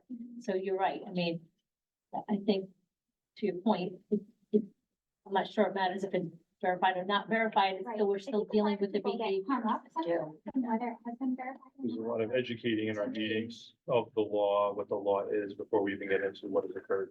It is pretty complicated. And that we do take everything seriously, whether it's verified or not, that we are still doing, and we look at trends, right? So if we have trends and behaviors that are consistently happening, that are not bullying, but are not nice, those are great topics for the town meeting that they can talk about. You know, we've had an uptick in kids, you know, fooling around with each other, doing things not appropriate in the bathroom or whatever, so they can then bring those. So we look at that data and we use that to learn from it and to kind of work on things with kids. Can I ask one more question? Yeah. What is the most challenging about being an administrator and dealing with? We couldn't hear you, Ashley. What is the most challenging part about being an administrator and dealing with these types of? I think it's kind of twofold. The biggest one that I've recently had is the educating of what is bullying, because it is a term that's said a lot. And we're very well trained in it. There's laws, there's policy, we got this good safe school plan, and we take it very seriously. So we'll take the time to talk to a parent, share the law, go through it. And then the other piece is the severity and knowing what the consequence is. I'd say that's the biggest thing that a parent usually might get stuck up on, whether it's verified or not verified. What is the consequence? You can't share that because you're not allowed to share based on student confidentiality, what any consequences. And so, but parents sometimes might feel that it wasn't handled as seriously or thoroughly as they would like it to be because they don't know the Because we can't consequences. share. all the time. So that's- We Or another difficult child, you can only talk to them about their child. We always assure that there has been a consequence and it's been dealt with, but a lot of times people don't seem satisfied with that response. That's a great question. The punishment is not necessarily punitive. That's gonna be a whole slide on. Right, yeah, you're absolutely right. So we prefer It's not to not a have. punishment, then. It's an intervention. Exactly. The goal is to help both students. If there is a verified case of bullying, it's to help the student who's been bullied and is the victim. And it's also to help bring along the student who has done the bullying, to educate them, to give them the supports that they need. So that it's really about the whole picture. I think sometimes that gets also lost. It's to support all the students involved. And to your point, sometimes we'll decide or we'll think that maybe seeing one of the school counselors is a really great idea to talk over some of the things that's going on. Or maybe like a lunch bunch, a social skills group to kind of work on, maybe the child wants to have interactions with peers, but doesn't know how to do so appropriately and needs to be kind of taught and shown how to make those appropriate peer interactions. So again, it's a consequence, but it's not punitive. It's really a learning experience. And, you know, we do restorative practice. We try to get some of the kids, because Bolton is small, we can't separate kids forever. Right, so we want them to be able to work and live together when they're ready to. Obviously, like right after something happens, we don't say, okay, let's have a kumbaya moment, but we try to get them to that point where they can work together and kind of talk things out and mediate things. And Plus, that's a life skill. That's going back to, I think, something Jen said, you know, in the presentation, right? Like, we've all worked in places, right? where maybe we don't like our boss, or maybe we live in a neighborhood and we don't really get along with our next door neighbor, right? So, we're also trying to do the life lesson part of it to get to that piece as well, depending upon, age dependent to some degree, but nonetheless, sorry. All right, so just to continue with verified acts of bullying, some of this has been repeated, but just we'll go over it again. If after an investigation, if the bullying is verified, that means it meets the definition of bullying, and the videos, the interviews with students that confirm the events, because sometimes we get information and once we investigate it, it's not confirmed at all, or it's totally inaccurate, or sometimes false. Parents and the guardians of the students who were bullied, as well as the parents, guardians of the student who did the bullying, are notified of the finding, again, no later than 48 hours. Parents or the guardians of the student who was bullied are invited to a meeting to discuss the measures school is taking to ensure the safety. We want parents to be part of that, and we want to hear, again, from the student and from the parents, what should be in that plan. Parents and guardians of the student who did the bullying are invited to a separate meeting to discuss specific interventions, to Ria's point, not necessarily consequence or punitive, but intervention that we've taken to prevent further acts of bullying, which could be any number of the things that we already talked about. Student safety support plan is developed for any student who's been the victim of verified bullying, and it's in writing, and we make sure that the student understands it, and we share it with the teachers so that the teachers are aware of it, so that they know if Beth and Daryl can't be sitting next to each other, they're aware of the plan and what to do if it's not being followed. That's a quick question on that. If, say, the safety support plan is put in place, how often is that reviewed with the students, or is it? So that's a very good question. There's a lot of times too where if the safety support plan's put in place and the students can't be separated fully in their schedule. Sometimes I've been in a classroom upwards of 3-4 times a week myself personally to watch the interactions, to work with the teacher. They're in the same class together, what could be done in terms of groupings and helping to navigate that. So sometimes the plan is very clear and helps to keep them separate. Sometimes I'm involved for weeks and months on that. But we go over with the students a lot. I'll see the students a lot in the hallway and say, how's it going? Just a quick thumbs up, head nod, how are you doing? Need to let me know anything. And email, since we've gone one-to-one with Chromebooks, has been a very nice addition because students can send me an email and I'll tell them that you don't have to leave the classroom to bring any attention to yourself. Just sit down, send me an email, and I will get right back to you. I'll call to the nurse's office or do something to ensure that they're safe and not necessarily bringing attention to themselves. So that's been a nice with the one-to-one Chromebooks. And teachers will also let us know if they think a safety plan isn't being followed. Hey, I saw Beth and Daryl in the back of the room goofing off and we're not supposed to be. So Daryl will then kind of pull them in and have a little chit chat, making sure that they're on target with the plan. A lot of check-ins. Right. So not verified acts of bullying. So if it's not verified, possible reasons, or it could be that the events were not able to be confirmed. Events were deemed to be an exchange between students, because sometimes we find that it is more like teasing and they're both being not nice to each other. It's not a bullying, but unkind behavior. False or inaccurate reports, unkind and inappropriate behavior, but not bullying. In those cases, parents of all the students involved in the bullying report are notified of the findings of the investigation. Consequence may be issued if the behavior was unkind or inappropriate. A plan may also be put in place for students depending on the events. And some of those could be a seat change, detention for unkind behavior, speaking with counselor, or restorative practice. So some of the things that we already talked about. And the last slide goes back to the question we had a few times about consequences. So EPS discipline policy contains guidelines for appropriate disciplinary action related to verified acts of bullying. Bullying conduct will generally warrant disciplinary action. Whether and to what extent disciplinary action is imposed is a decision by the building principal. So possible consequences and discipline are laid out there. Social probation, which could be anything like I mentioned earlier, the removal or suspension from a sports team, removal or suspension from honor society, removal or suspension from school activities, including student council, and then the same thing, removal or not being allowed to go to school dance or sporting events, denial of school computer privileges, in-school suspension, expulsion, and then at the very bottom, like we mentioned earlier, when verified acts of bullying are identified, when such verified acts do not reasonably require disciplinary response, students may be subject to non-disciplinary intervention. Such interventions may include counseling or other forms of restorative discipline or remedial actions appropriate to the age of the student and the nature of the events. Thank you. Other questions? Okay. Well, let's start, I guess, with, are there aspects of the Bolton school system that may make it harder for you to address issues of bullying, either because of the size or the sorts of resources we have, or, you know, compared to other schools, do we face unique challenges that may make it harder? Like you've already mentioned that sometimes there isn't a class that you can move a student to so that they're not with a person who may or may not have bullied them. Are there other sorts of factors that we need to keep in mind? I would say from talking to other administrators, because I'm part of a principals group, we're kind of bouncing ideas. What do you see in your school? How do you handle it? Which gives me valuable information. It's just something we're coming across, but one of the common things I kind of hear is size of the school, how many sections, scheduling, that tricky part. Sometimes to get kids separate. We do the best we can in those instances, and that if it's an ongoing thing, we definitely keep that in mind for like the future year.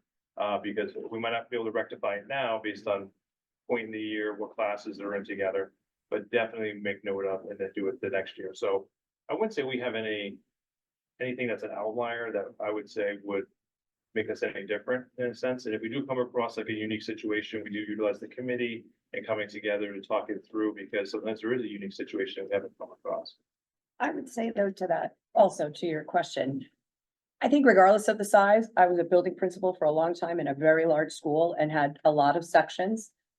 But a schedule is very unique lots of times to each individual child, right? So whether you have a ton of sections at a school or you only have a few sections at a school, you're often limited by a schedule for separation, regardless of the size. I mean, Sue could probably speak to that. She was at a much bigger school. It's still the same issue, to be honest. Do you ever, well, it sounds like from what you described, you don't, but has any consideration been given to finding a way that you can get parents of both the accused bully and the victim together in the room?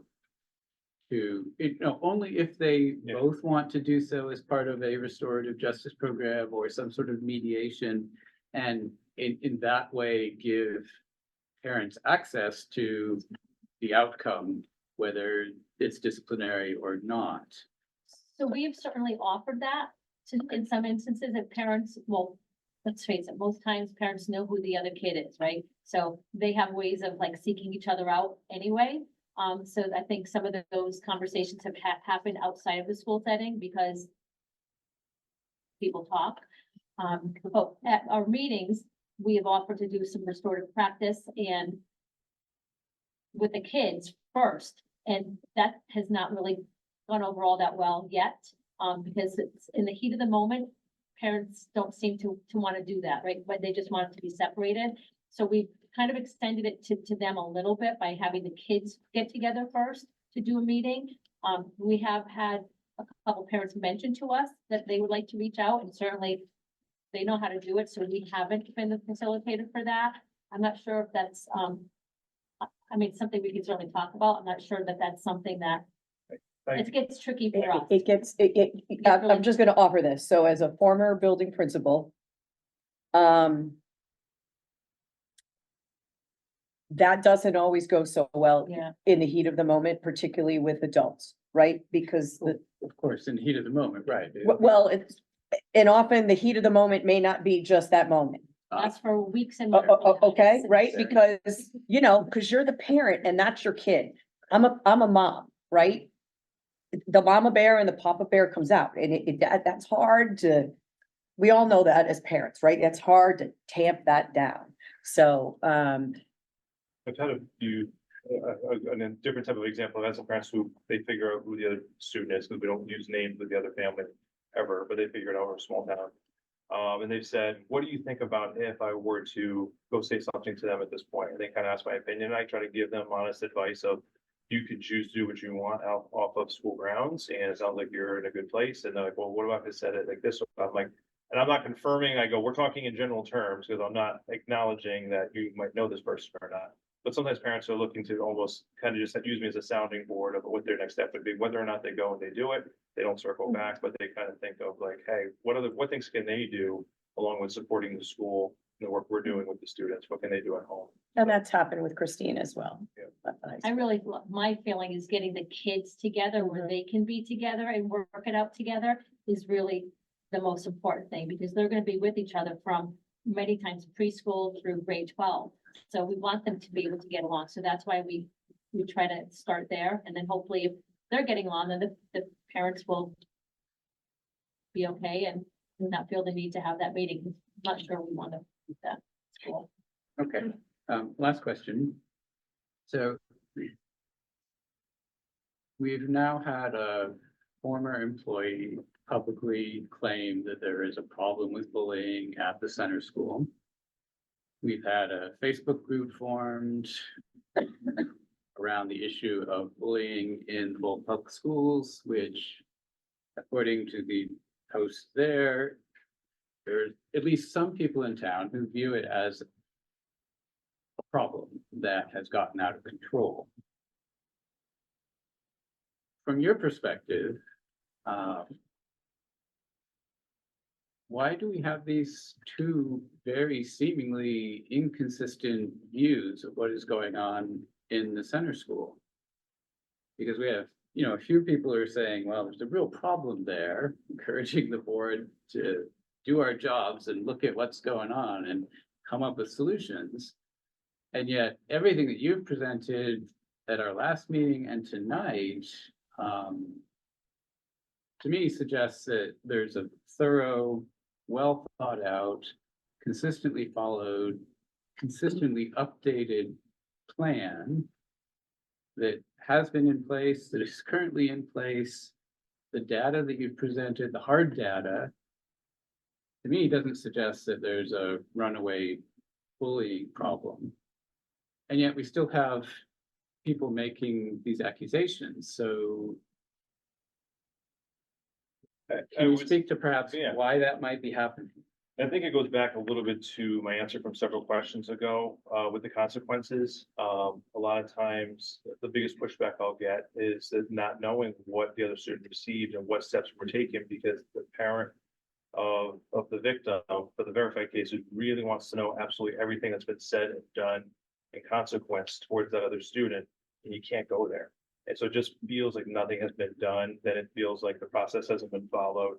And there's been 3, 4, 5, sometimes 6 meetings with some of the same families to go over that. And there's not any more additional information I didn't give in that first meeting within the 48 hours that I can really give just because you want it. There's strict rules that we have with confidentiality guidelines, but I think like the opportunity we had tonight is extremely important to give information to the community.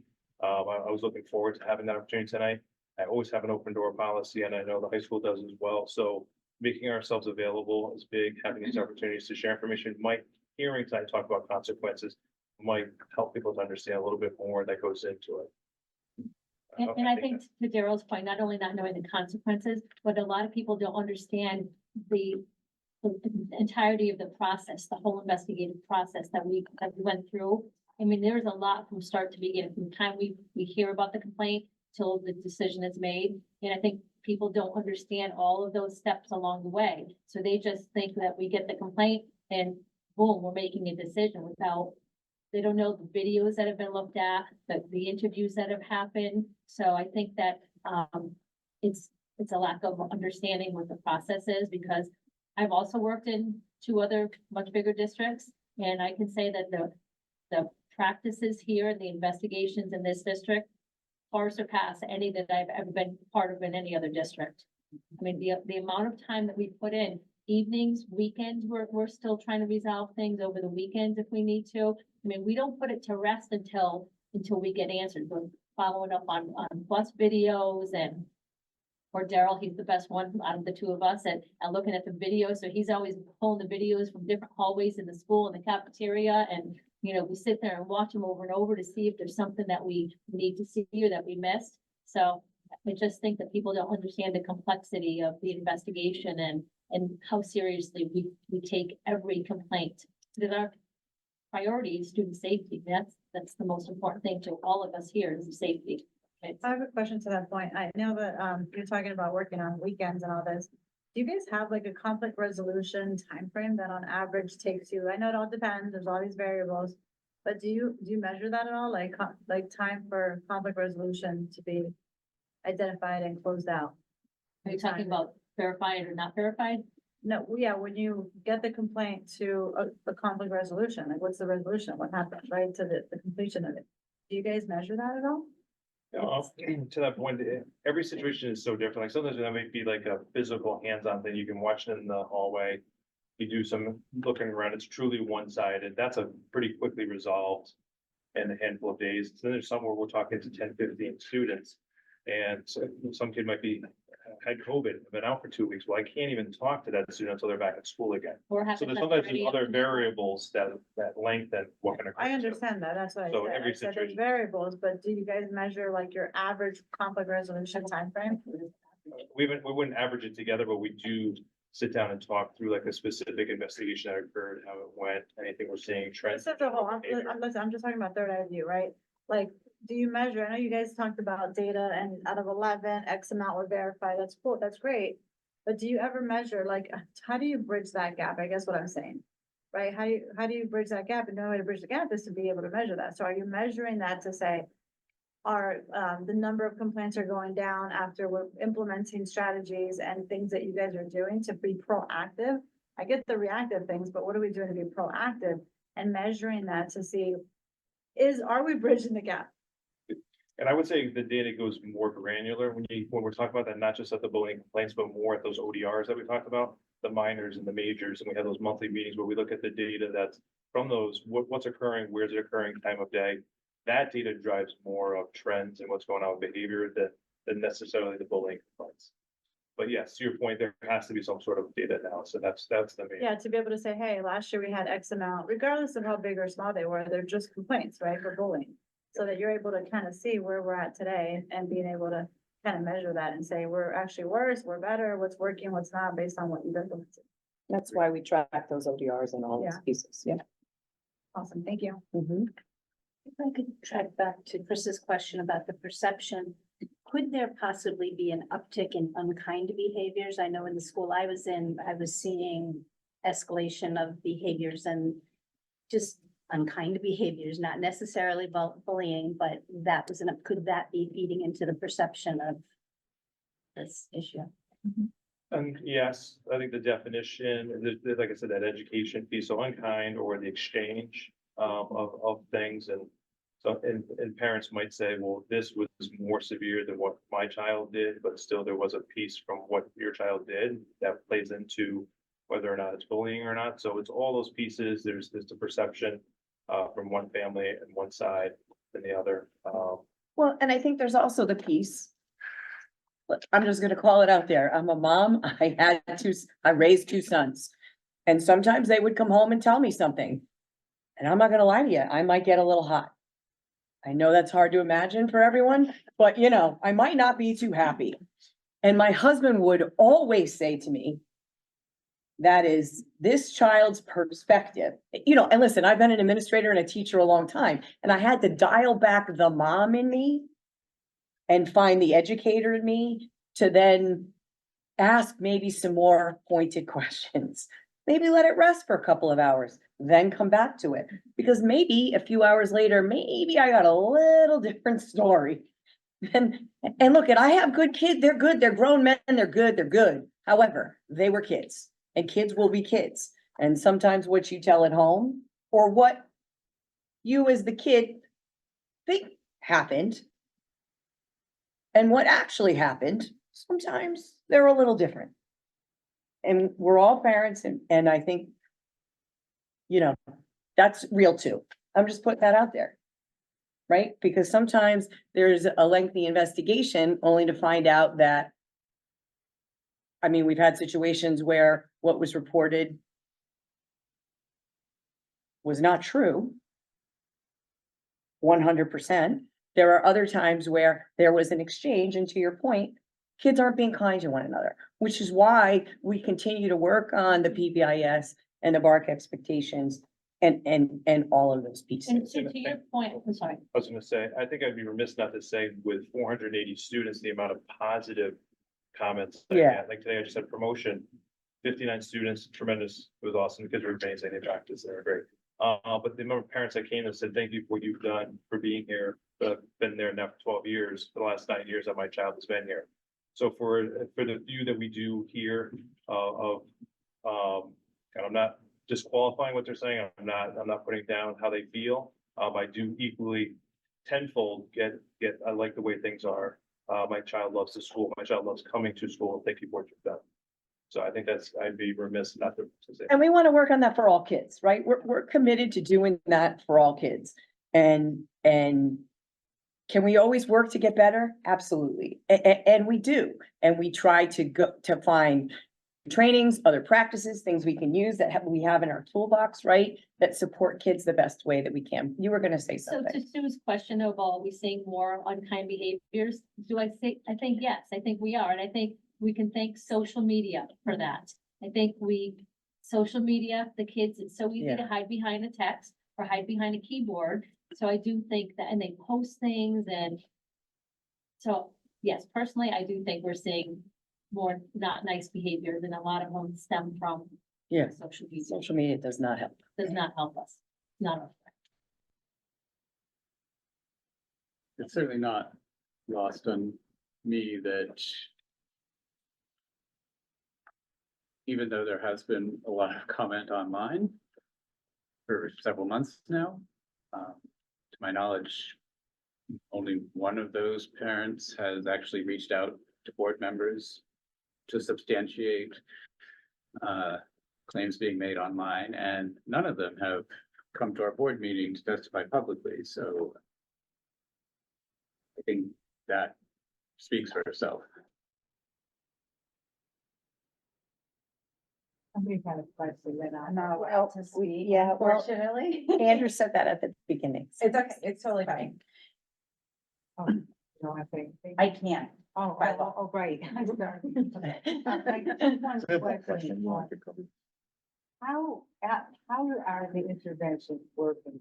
If by individual case, are these situations getting resolved between the children after the intervention of safe plans and maybe peer mediation? I don't know if it's peer mediations or anything like that. Are they making a difference in those specific cases? I think I've some of seen them it are. before. I think we have data to support. I know one student ended up seeing one of our counselors.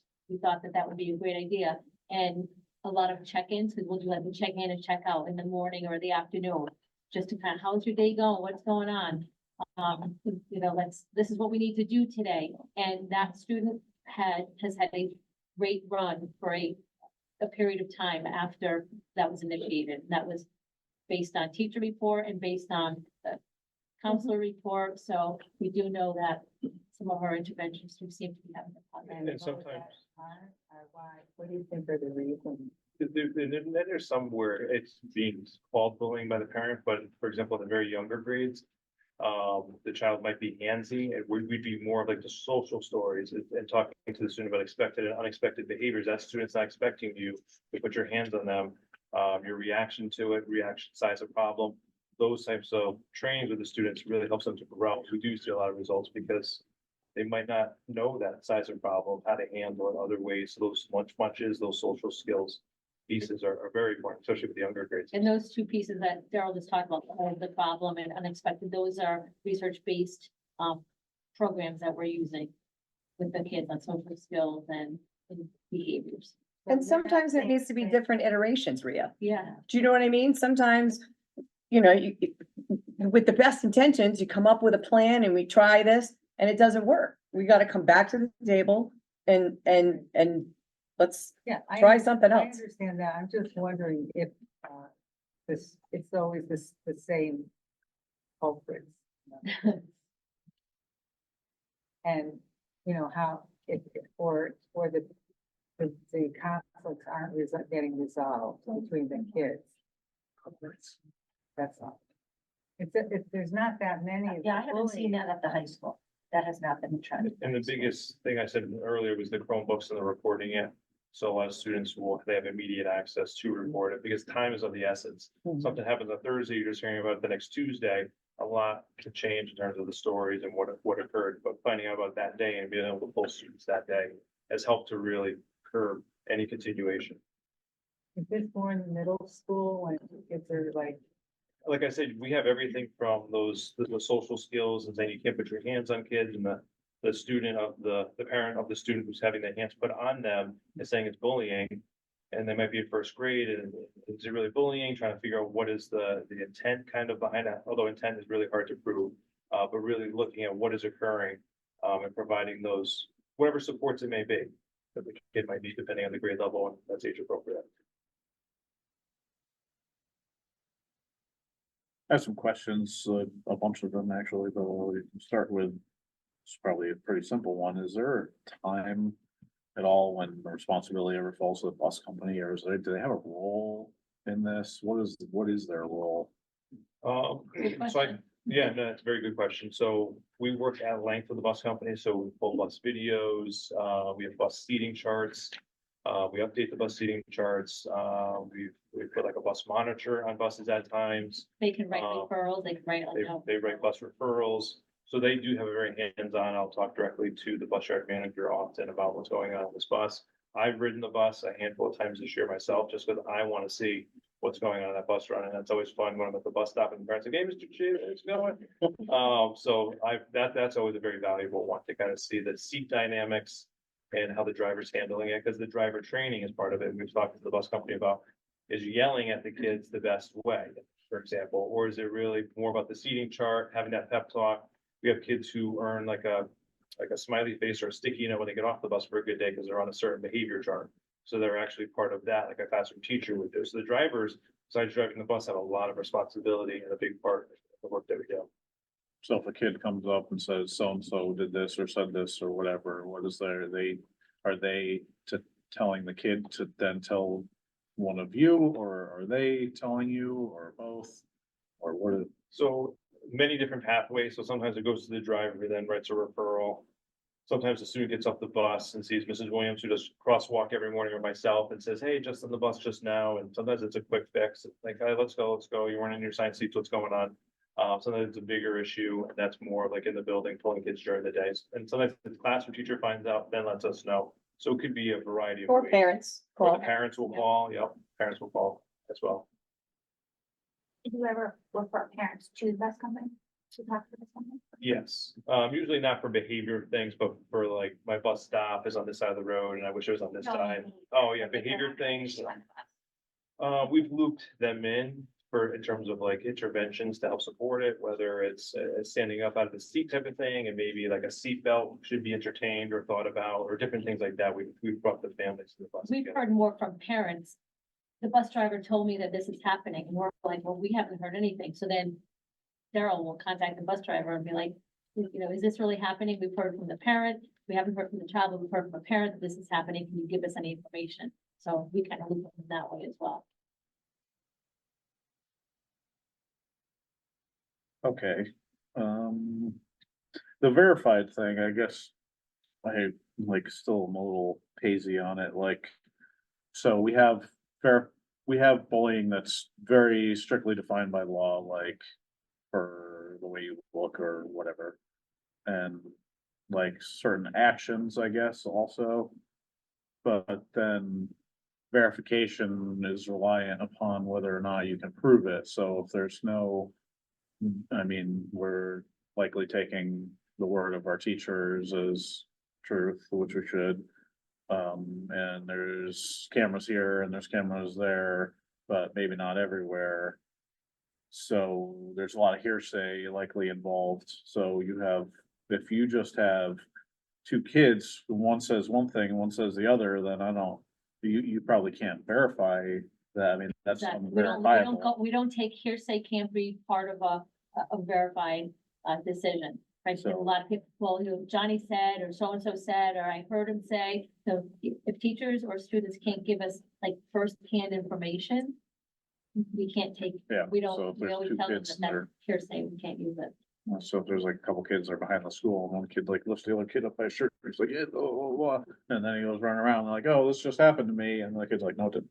So then you can never possibly verify. I mean, there is no way to verify something like that. So it's. We have a lot of ways to get to the truth. You know what I mean? I say to the students, I go, I usually know the answers to the questions I'm asking before I ask them, because by after you talk to umpteen number of students, you usually do know the answer to the question you're asking.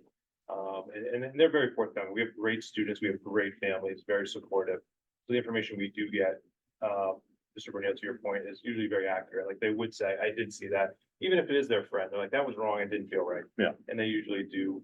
That happens a lot. Yeah. Yeah. So corroboration from independent parties or at least other observations. They'll throw each other right under the bus and heartbeat. Yes, I like it. Do we have any idea of how many unverified reports are? Yeah, with. Yeah. Yeah. A low number. So 14 reports over the last 3 years, and 7 verified at the center school Okay, over the last 3 years. So 50%. yeah, I remember there was a lot of information. Yes, so. there was. Okay.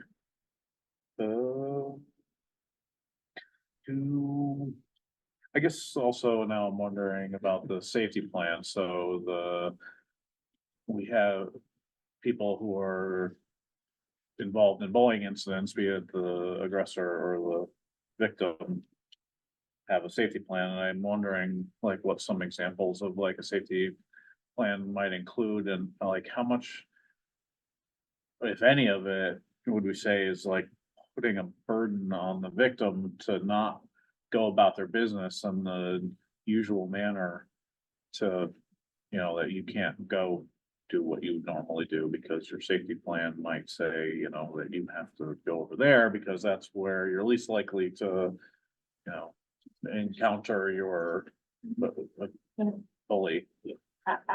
Whenever we have a victim, the safety plan is put in support with their participation. I can speak to the high school, so it doesn't limit them, it would limit the person who would be doing the act of bullying.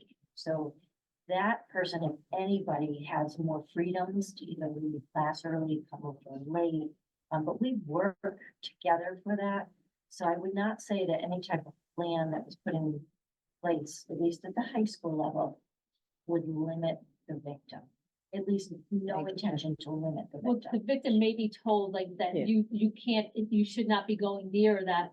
You know, if I'm bullying Daryl, Daryl shouldn't be coming near me to taunt me or to interact with me because that's Yeah. not okay. So there has to be some onus on the child who is also bullied. I mean, they can't just have free reign. That's probably the biggest That's- disconnect with that portion of a safety plan is maybe their schedules changed a little bit, or both students are directed to give each other space, stay away from each other. Classroom teachers are notified. These two students should, if you see anything, report it. And say they're in gym class because it's the last trimester of the year, and then they have to have that class together. Because at this point, only one gym class available. We're talking about sections and the driving of the schedule towards those decisions. And one's playing kickball, and maybe it's the perpetrator.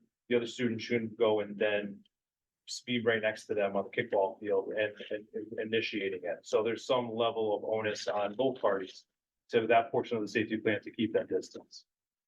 But we talk to both kids also. So say I get a safety plan because Daryl's picking on me. We also meet with Daryl, so Daryl knows you have to stay away from Beth. You can't go up to her desk and bother her. So we both know, I know that I can't go near him and he knows he can't go near me. So they both know what they're supposed to be doing or not doing. So then observers can see. it. And then the teachers know what the guidelines are. Mhm. Thank you. Getting closer. This is a thing that is out of your hands, out of our hands, greater societal and maybe into the hands of the legislature, but you know, or have a feeling or feel frustrated by how much a lack of your ability to have consequences is driving further incidents. So like, if we have rules on how things go, like maybe a good example is like all of the kids who are below 18 who go out and steal cars and then they get brought in and they say, well, I'm below 18 and I know you just have to release me, so why are we wasting our time? And then that's the truth, and then they go out and they do it more, so they know what they can get away with, so they continue the behaviors because they know that there's gonna be no consequences for their actions or no substantive consequences for their actions. Maybe they can't ride the bus for a couple days or something, but like, in the end, our hands are really tied. So is there, where am I talking about? I think our hands are tied. I mean, I think they all know that they get consequences. I agree with the other part that you said about out there in society, that there need to be consequences. But I think at Bolton Center School and Bolton High School, that the kids know that there is a consequence, and it may not, to Rita's point before, may not be like a negative thing, a punitive thing, but something is going to take place because of what you did. So I do think. I wouldn't say, no, I wouldn't, I hear what you're saying. I guess, yeah, are there But it's- repeat offenders showing a lack of remorse or like, yeah, I'm going along with my safety plan, but this isn't really gonna change my behavior because like in the end, so like you can't kick me out and like, does there any of that Without attitude divulging- exist? I Without guess? divulging too much, Yeah. we have a progressive discipline model, so based on first instance, consequence, Yeah. severity type of incident, then there'd be a greater consequence, more parent meetings, you know what I mean? So it does escalate. Amp So I up. wouldn't say it would be the consequence that isn't enough of a deterrent. There might be more of that social skills of where is this really coming from? Why are you doing this? Some underlying Sometimes issues. the support staff and working with those students is of the greater need than worrying about just a punitive consequence, which some students are not responsive to. They need more of the teaching, the coaching piece of it. Andrew, maybe, is it all right for me to just? I'm not good with rules either. If, I think from what I also think that there might be kids that want to be kicked out of school. I mean, that may be the function of their behavior. I mean, maybe they don't want to, are not comfortable and want to. I mean, I've seen that. So it's all about, why, I mean, the intervention and the consequence have to make sense in that situation. They may not, sometimes they don't know how to behave and you need to teach them. But if maybe they're not really not comfortable or maybe because they can't read. I mean, it could be because they can't read, so they act up in class. So you'd have to really, you could send the kid home for a suspension, but what good is that? And we find that's not a great consequence because a lot of those kids are trying to avoid something, right? So sending them home is like the best thing for them. So if we do a suspension, we can do in school. So they still We have try to- very hard to Ria's point too, and sometimes it's a yeoman's effort for a lot of people to try to get to what is the antecedent of the behavior. Yeah, that function is tricky sometimes. 100%. But there's no state statutes that you have to adhere to that would limit you from severe detentions or expulsion. Well, there are certain Guidelines. guidelines. Out of school suspension can only be a certain thing. In certain grades, you can always suspend certain grades. And expulsions, it's very specific to certain behaviors and certain offenses. Yes, part of my question was because like I have a friend who's a teacher on the other side of the state. We're talking about violence toward teachers that's happening. And like, oh, so-and-so teacher that I know got a concussion and we weren't really able to do anything about that. Like, I would imagine that we're not seeing a lot of violence toward teachers, are we? I said, well, somebody call police, but Well, And that's always the other. Well, part, that's- too. They're well within their rights to Yeah. do that. Right. We can't actually call the police for a teacher, but if a teacher is hurt, we can't make the call against the student. It has to be the person who was injured, who was attacked, has to make the call. But we would never tell somebody to not do that. okay, thank you. Follow, yeah, I'm almost. There's no negative consequences for having to report anything through the state channels or the number of photo get. The majority, we have the trainings at the beginning of the mandated trainings, and just really reinforcing that the processes and protocols are followed. Because we do have guidelines that we need to adhere to, so we're in compliance, so really just making sure staff reviewing it with them, how to report things, paperwork to fill out. And same thing with families, providing them with the safe school plan and plan. No But what- incentive to not report. Correct, when we submit our numbers to the state, when It doesn't need it doesn't, no, we just have to report our numbers and verify them. Okay, almost done here. Policies, we were talking about our policies, 5131.9. So when people want to go and find that policy, like I was talking to somebody a couple weeks ago about whatever issue, probably this one, maybe, but, make a reference to policy and somebody like, well, I can't find the policies. And then I will admit that I'm like one of the dumbest people that exists as far as technologically speaking. But I then was like, oh, it's right on our website. And then I go on the website and you click on policies and the list of policies and link is not actually there. Like one of the links went to like a outdated CABE thing that didn't have the specifics. So I was like, I didn't spend a lot of time doing this, but I'm like, oh, if you're just a person who's looking, where can they go to see what our policy says? So you're right, that's where it is. It's on in the website where it says policies and it links you to CABE. And if you're lucky enough to happen to know the policy number, you can type it in, but you're right, I was trying to search for something the other day and I wanted to pull my hair out also. Okay, so I'm like, I felt pretty dumb, like, Yeah, Keyword based. and we've been as well, after- you can type in, we've been like, after CABE though, to Yeah. try to streamline that. But I don't have the number, but it doesn't say what the policy name is, which would be very helpful, so. But the Safe School Climate Plan is on the website. Okay.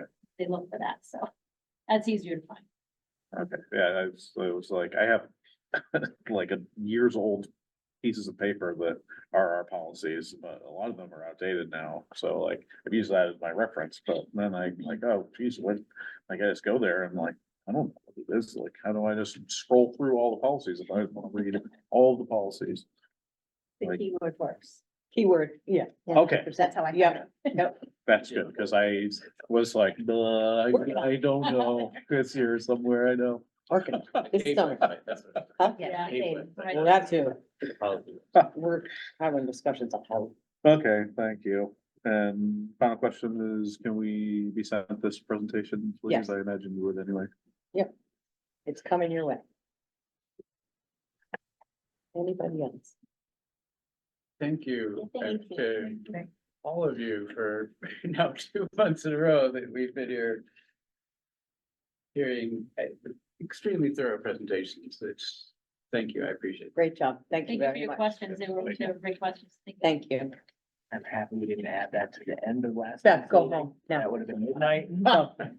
Yeah, I apologize, but I have to use. yeah, can we take a 5-minute Yeah. break, please? That would be great. Thank you. Welcome, everybody. Yeah, there you go. Those watching at home will be back soon. We have no messages for you in the meantime, just me muttering. Yes.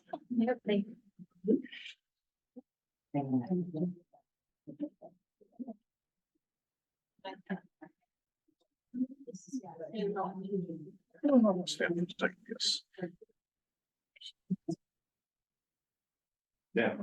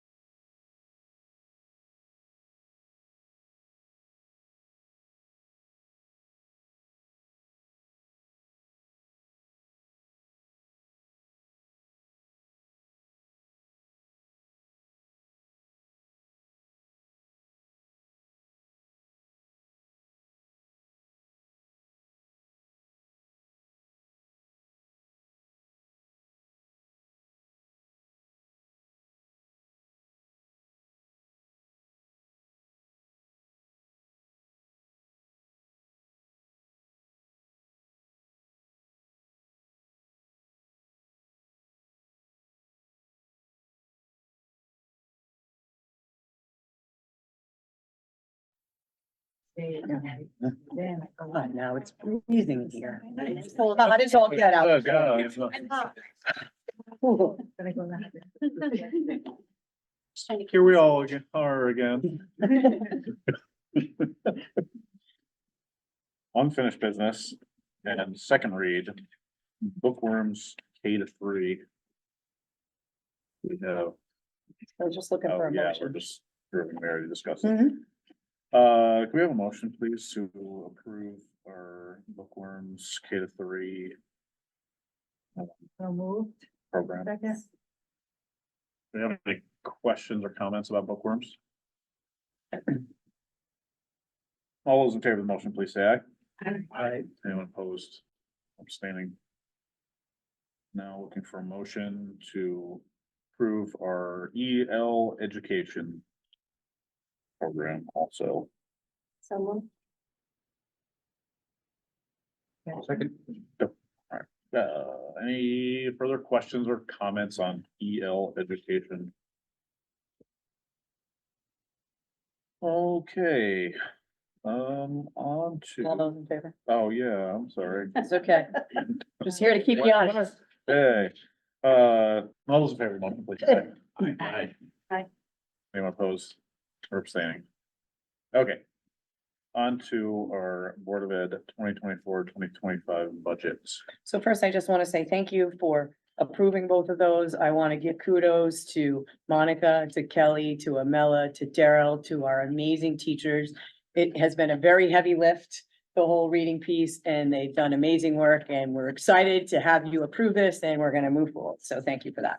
Okay, at your seats, you have my recommendations for budget reductions. I just want to remind the board that the budget was approved at the second referendum on the 4th of June.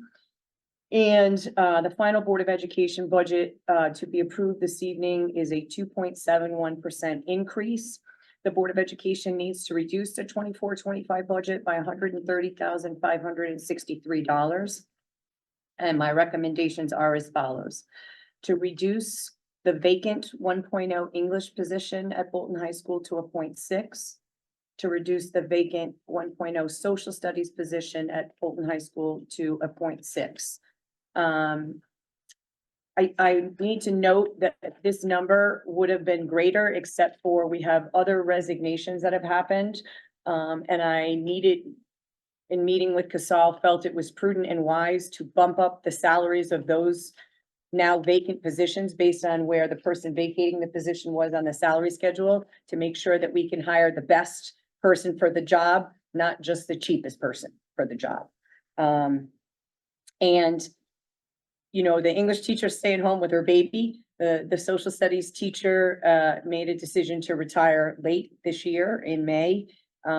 It's something that Joe and I and Beth have been talking about for the last couple of years. And in meeting and talking it over with Christine and with Joe, and in looking at the needs, we feel that we can meet the students' needs, although it's going to require a schedule change likely for some students prior to the start of the school year. But we feel that we can make that work. The other part of the recommendation is to reduce our benefits line. We have savings in open enrollment, which we already shared with the finance committee back before the first referendum. But we also potentially, there's savings in these position reductions. And we do have some savings in the benefits that are, so far, our new hires have chosen to take, because we budgeted family. They might have only taken single. They might have taken none because they're on either their spouse's plan, or they might still be on their parents' plan, or they might have taken double insurance. And then the last piece would be to reduce our KERMA and liability insurance savings, because that's the number that we received from them. So we can decrease that line by that amount. That totals $130,563. Some additional information that I would like to share with the board with these recommendations. We have 41 kindergarten registrations. We have 3 additional open choice seats that we're hoping to fill for kindergarten. We have 2 kindergartners that we know that live in town that haven't registered for kindergarten yet, but are age eligible. And we have another child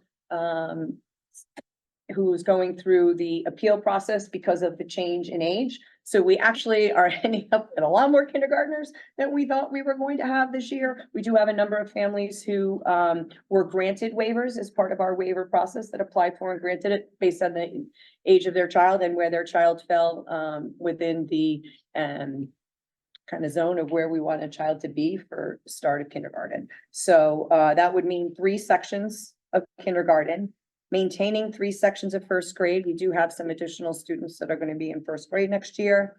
And at this point, having the math coach, Diana McLochio, is here tonight, return to the classroom. So it would be moving Erin Romovitz from 3rd back to kindergarten, which she taught previously, for Diana to go back to 3rd. I will tell you that, you know, we still have some hiring to do. If we had a bulk of savings within this budget in salaries and benefits, I may be asking you for a meeting later this summer to consider keeping the math coach as well. I feel that that was a very valuable position. It helped our kids who, you know, during the pandemic were having math online, or our little kids who weren't getting pre-K because they were home with their parents locked down. So that's a stay tuned, but for right now, that's the plan. Questions for me?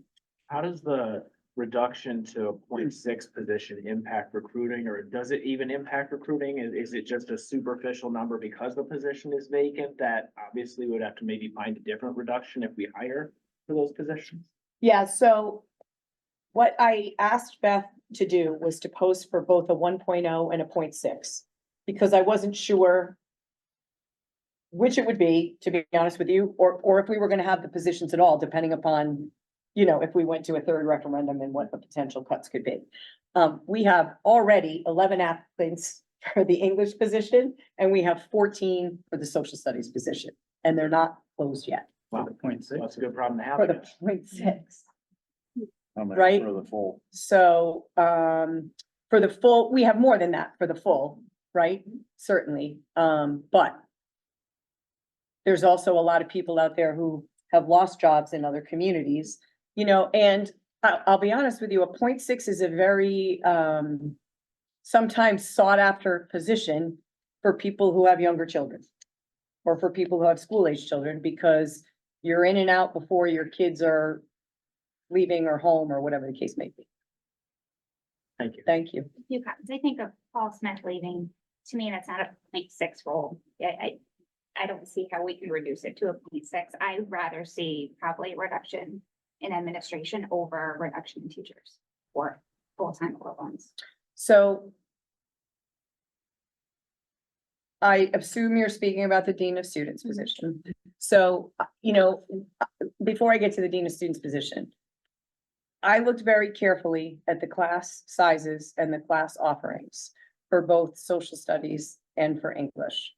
And we also have a Latin teacher who's also certified in social studies as well. So depending upon the Latin numbers and how that plays out, that may also have to happen. The same is true for the English piece. So the other piece is that the Dean of Students position is housed in choice. We've worked very hard over the last, I don't know, maybe decade, to get all of our teaching positions out of choice. And the reason why, when the board initially made the decision to have a Dean of Students, was because we took on additional choice students at the high school level, and it was directly to support those students and the needs of the high school. The other piece in that is we took 9 choice students last year as freshmen. So there's that support piece. We also have a high school principal who teaches. We don't have anybody who's certified to teach physics.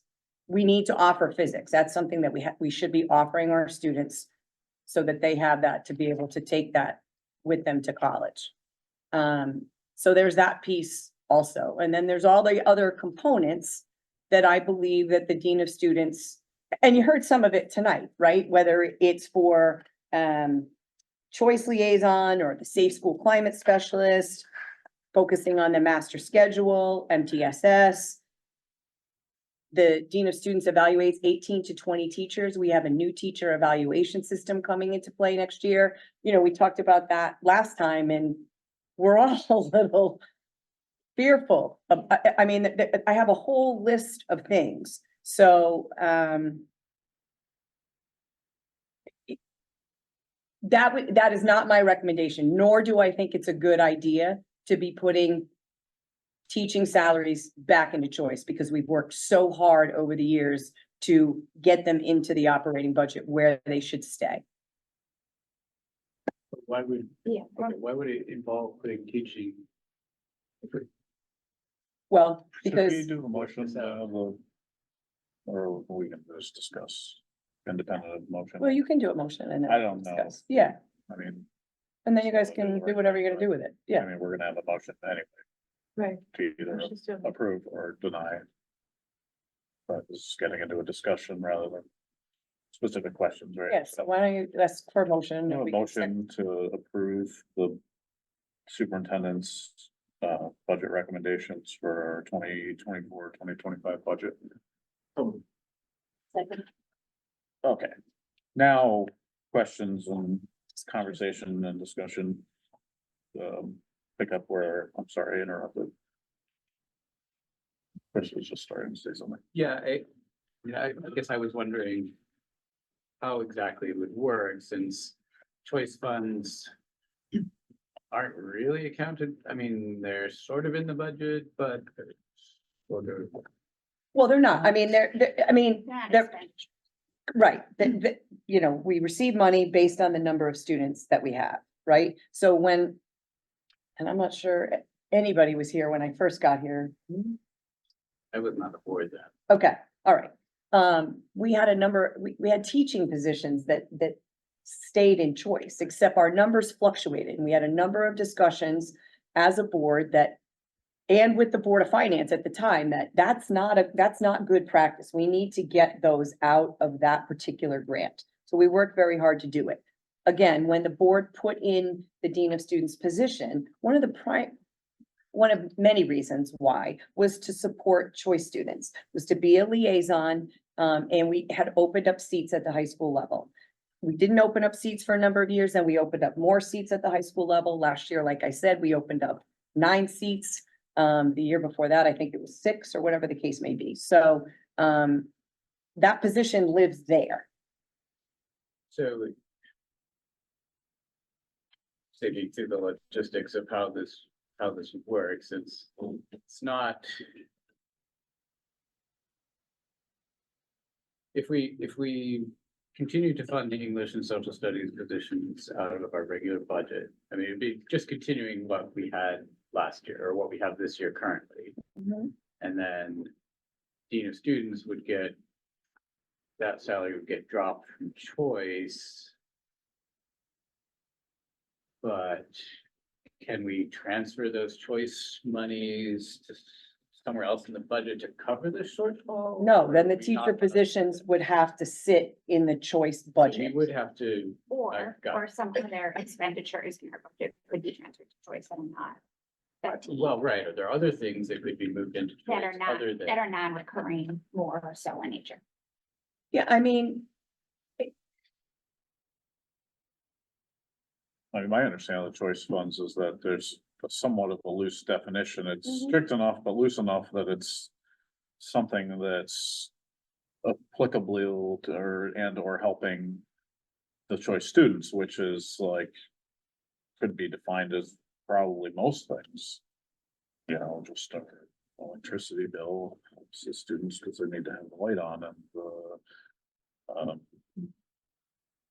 you know, what if, for instance, we were to keep the math coach and say that math coach is a choice. It's not a position that's historically been a permanent position, but it's one that, you know, should our choice numbers drop, then we could say, well, then we can't have the math coach anymore.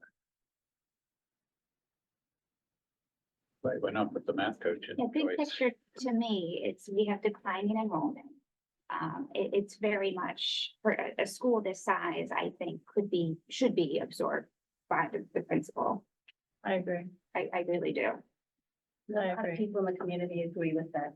We've heard, I think we've all So heard. I'd rather see funds cut at the administration level versus at The point teacher. four FTE for each teacher.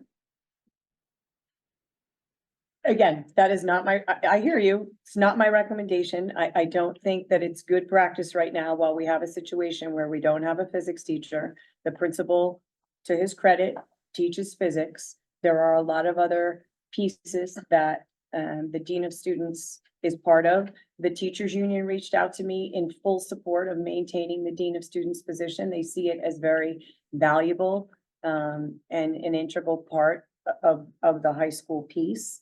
You know, I mean, you know, I guess we could take out some of our technology, some more of our technology that we've worked so hard to get into the operating budget. If you wanted to do that and put that into choice. Technology is like, should be non-negotiable.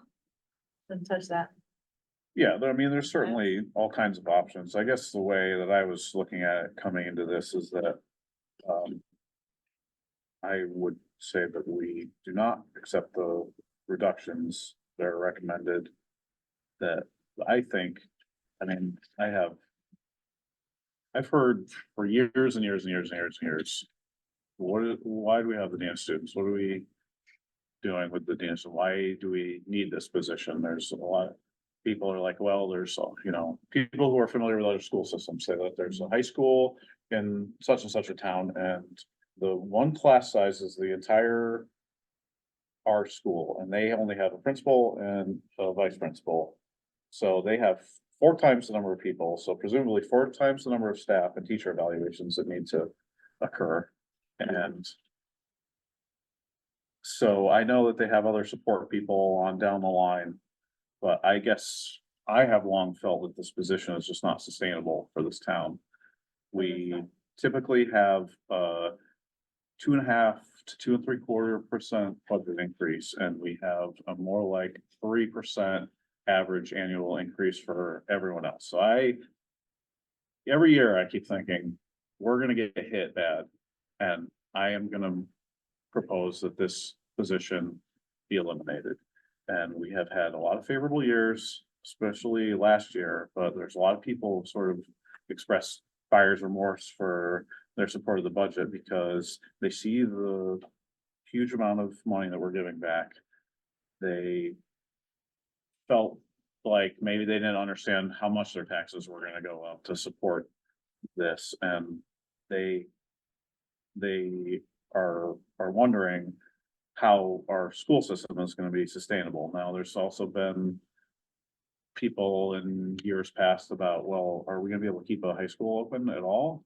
And like, I think most of the people on the board would think that we want to do that.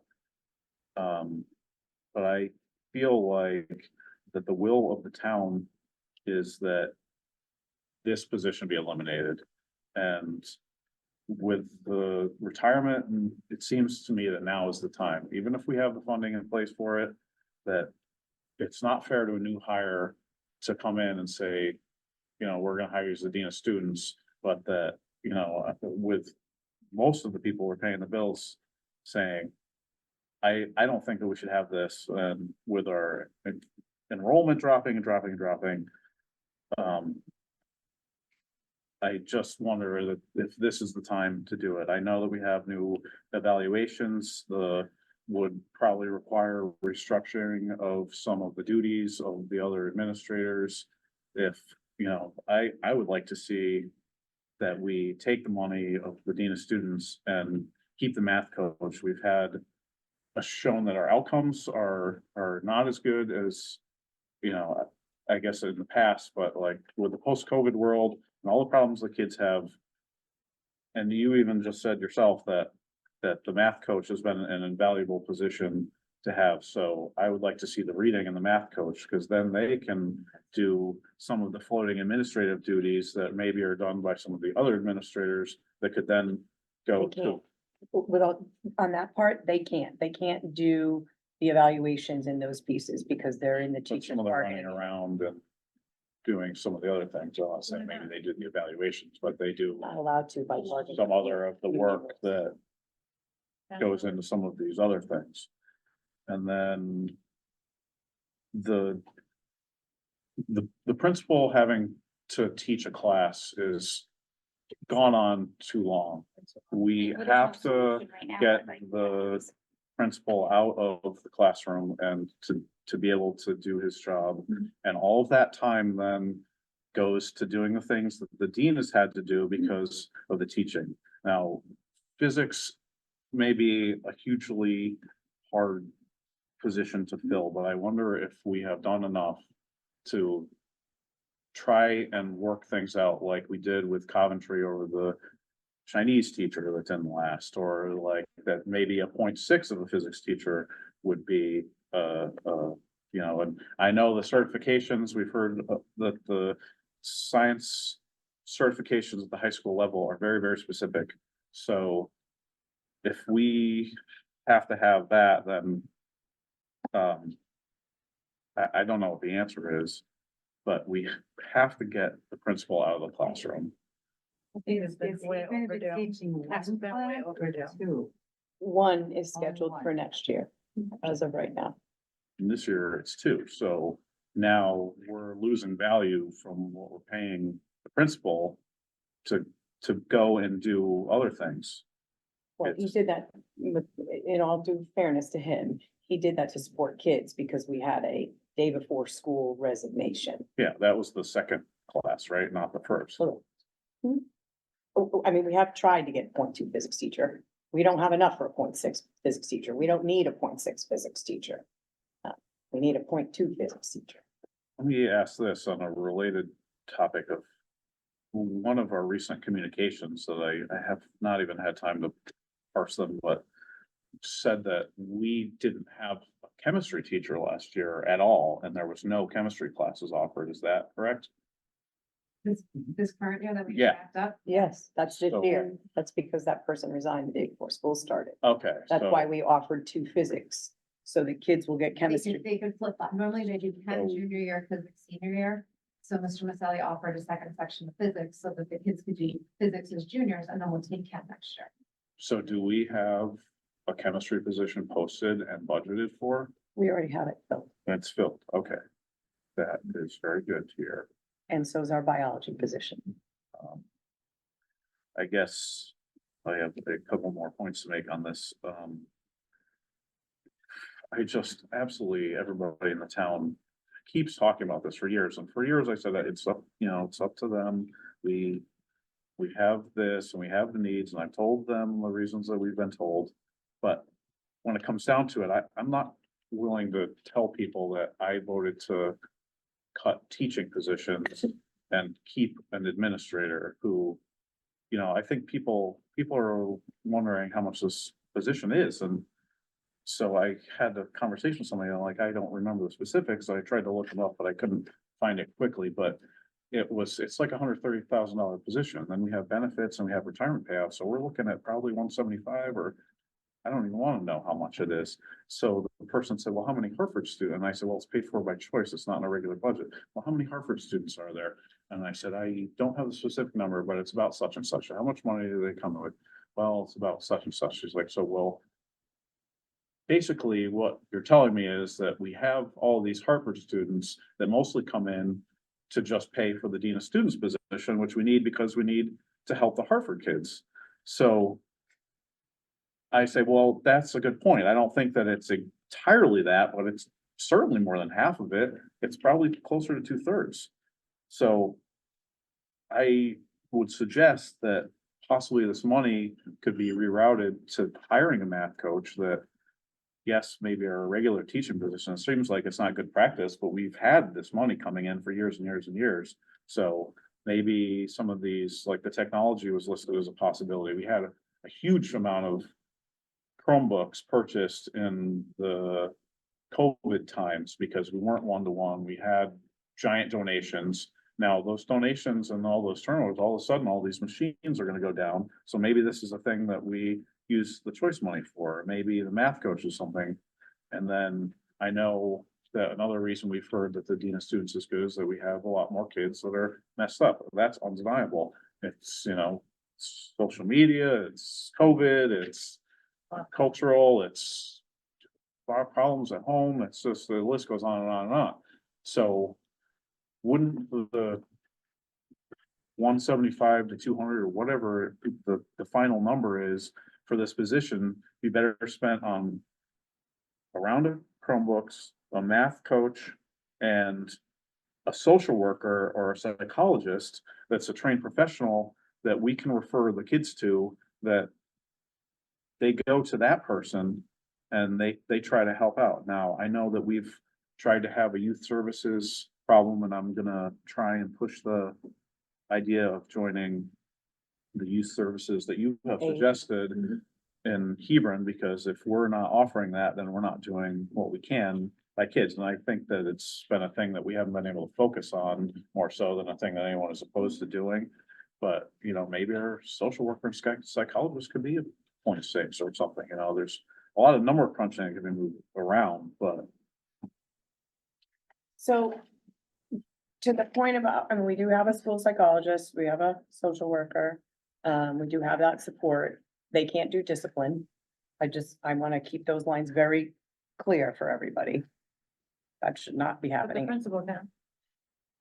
Correct, but I just want to be clear on that piece. So what I'm hearing is that there is and I'm gonna need some direction here, so I don't think we're gonna be able to make a decision tonight, because I'm gonna have to go back to the drawing board, but then we're gonna need to probably have a meeting, maybe over Zoom, or next week at some point. We have like, one scheduled for June 20th. We're gonna need to do it before then, because we have to get the information to the town, because it's gotta all be printed.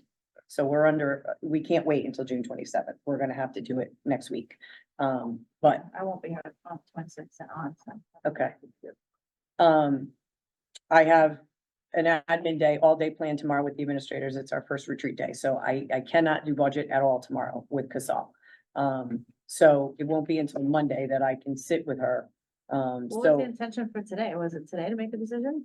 Yeah, So why can't we make it today? because I need to Well, sit. decision would be to accept the recommendation or not, and if the answer is not, then I don't think that we can come up Need a new with. recommendation. Correct. close Yeah, and enough I need some numbers. guidance, I'm gonna need you guys to give me some guidance, so. Oh, and then as long as I'm talking forever, the last point did want to make that I hadn't written down was that the 3 sections of every grade, I just think is of the utmost importance. Everyone, Yeah. everyone on down from teachers, parents, etc. applaud that move, because I think that's not, but I would love to see the math coach stay and the 3rd section be added back. I have a question. How many, who evaluates the people at the high school? There's how many teachers, about 30? 39, 40, Yeah. yep. So Joe and Christine primarily, but Beth does some for special ed. Monica has a few, just trying to even out numbers. Monica takes some for center school, Beth takes some for center We school. have one less evaluator. Correct. Mhm. And I'm gonna be honest with you, I might be looking to hire an additional evaluator.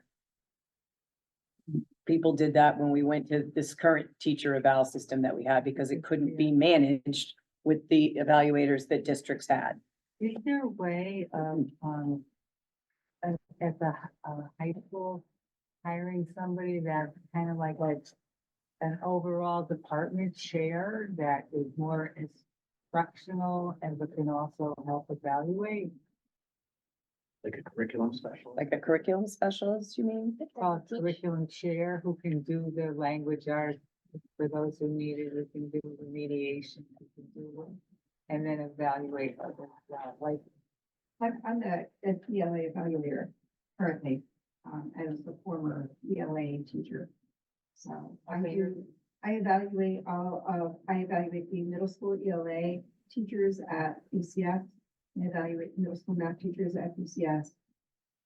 The science teachers and the ELA department here at the HS. so how many? We share it pretty equally. I would say we have an average of between 18 and 20 each. And now you're going with one less person. With That would you be guys, nice, yeah. it's gonna be, So it would be increased between Beth, Monica and Joe, because obviously Daryl and Amela can't be right, evaluating high school teachers. Right. So it would mean they probably each get, on average, let's just say 7 more. Each, a piece. Which again is why I made the statement, I might be looking to hire like a retired administrator or something to come in and take some evaluations, because I did. I'm concerned They done with the evenly new, over the year? I'm Are they sorry, done evenly over the year? How are they cycle for the evaluation? it's a big process. Yeah, It's right, three- but three- at least 3 times. 3 a times, year. we covered it. we did, yeah. Process starts in the fall and goes all the way to the end of the year. You have mid-year meetings, you have end-of-year meetings, so there's a lot to it, and now we have this whole new system. There's a lot to that, so, I mean, we shared our concerns about that when we presented that to you. So, and again, I will reiterate, the high school staff has been very clear that they felt strongly, and I hear you, I'm hearing you, I hear what you're saying. I just feel the need to share that again. Felt very strongly about supporting that position and the need for it. So I need some guidance here at this point. I guess my suggestions that I've already mostly said would be take the money of the dean position, keep a math coach. Maybe hire back a 5th grade foreign language. Let's have more teaching going on. I was gonna say, I mean, we could do anything with choice money. That be how other numbers lie, but hire a physics teacher. That's what we need. Oh. Because that would be the biggest offset, because if, couldn't the entire burden of teaching a physics class be replaced by the rest of the evaluations? And what's the time commitment variable? I would think the teaching a physics class would be harder than to evaluate all those additional people from a time management perspective. I think it's just, it's different because physics happens at this time on these days, right? And the teacher evaluation is, when the people that are on your schedule, when are they teaching? When do you have freedom in your schedule to be able to go and do the evaluation or have the meetings? Because that's just a constant revolving practice that happens throughout the year. I can really see both sides because we put forth pretty much a bare bones budget at first, so any cut was gonna hurt. And I totally understand that, the teachers really want this position administratively, we think we need it. But I'm also hearing that, with the reduced number of students in the school that, less sections could mean a 0.6 teacher would be more justifiable. But I also feel like with hiring a new person for this position, we may be doing them a disservice, because I agree with Andrew that I would want to eliminate that position before I cut teacher positions, but not necessarily before I reduce a teacher position to fill need. Because I think a lesser position right now, based on lesser sections, might be the need. And obviously, if we have a lot of people applying for those positions, maybe like you said, that's a position that a teacher who couldn't come here, on a 1.0 because they had small kids or whatever. I really do see both sides of this. It's a really tough decision. I don't even know what way I would lean. To piggyback on that, could you, I know it's putting more work on you, but could you come up with like an alternative plan? Something so we could compare and see what we're looking at, because it's not, the idea of eliminating the administrators not coming from us necessarily. This is what we're hearing in the community, loud and clear. I just need some direction from you guys though, Right. on what it is you're asking me to come to the table with. I also don't think the community has a clear understanding of how important this position is to the teachers and to the other administrators at the school either. I think they just see it as an outlier position that maybe wasn't here when I was in school, so why is it necessary now? So But there's also other schools that are so much bigger. I get it. doing without. So it's I- not just how we were when we were in school, it's current state. What are our perspective, you know? People who have gone through the school system and can say, I do not understand why we need that position. Right. So Yeah. There is truly that perspective, but I think as we've talked about before, that if it were called a vice principal position, people would probably not have an issue with it because, well, we have a vice principal at the center school, so it makes sense that you would have one at the high school. Yeah, I mean, I'm kind of with Ben. I'm very sympathetic, certainly to your concerns. At the same time, we all sat through the statistics that were presented that showed that the number of disciplinary referrals at the high school is very, very low. So I don't see that we can justify the position simply because there's this huge swell of discipline that needs to be managed by somebody. At the same time, I would imagine that there are going to be job responsibilities that either are going to have to shift from position to position.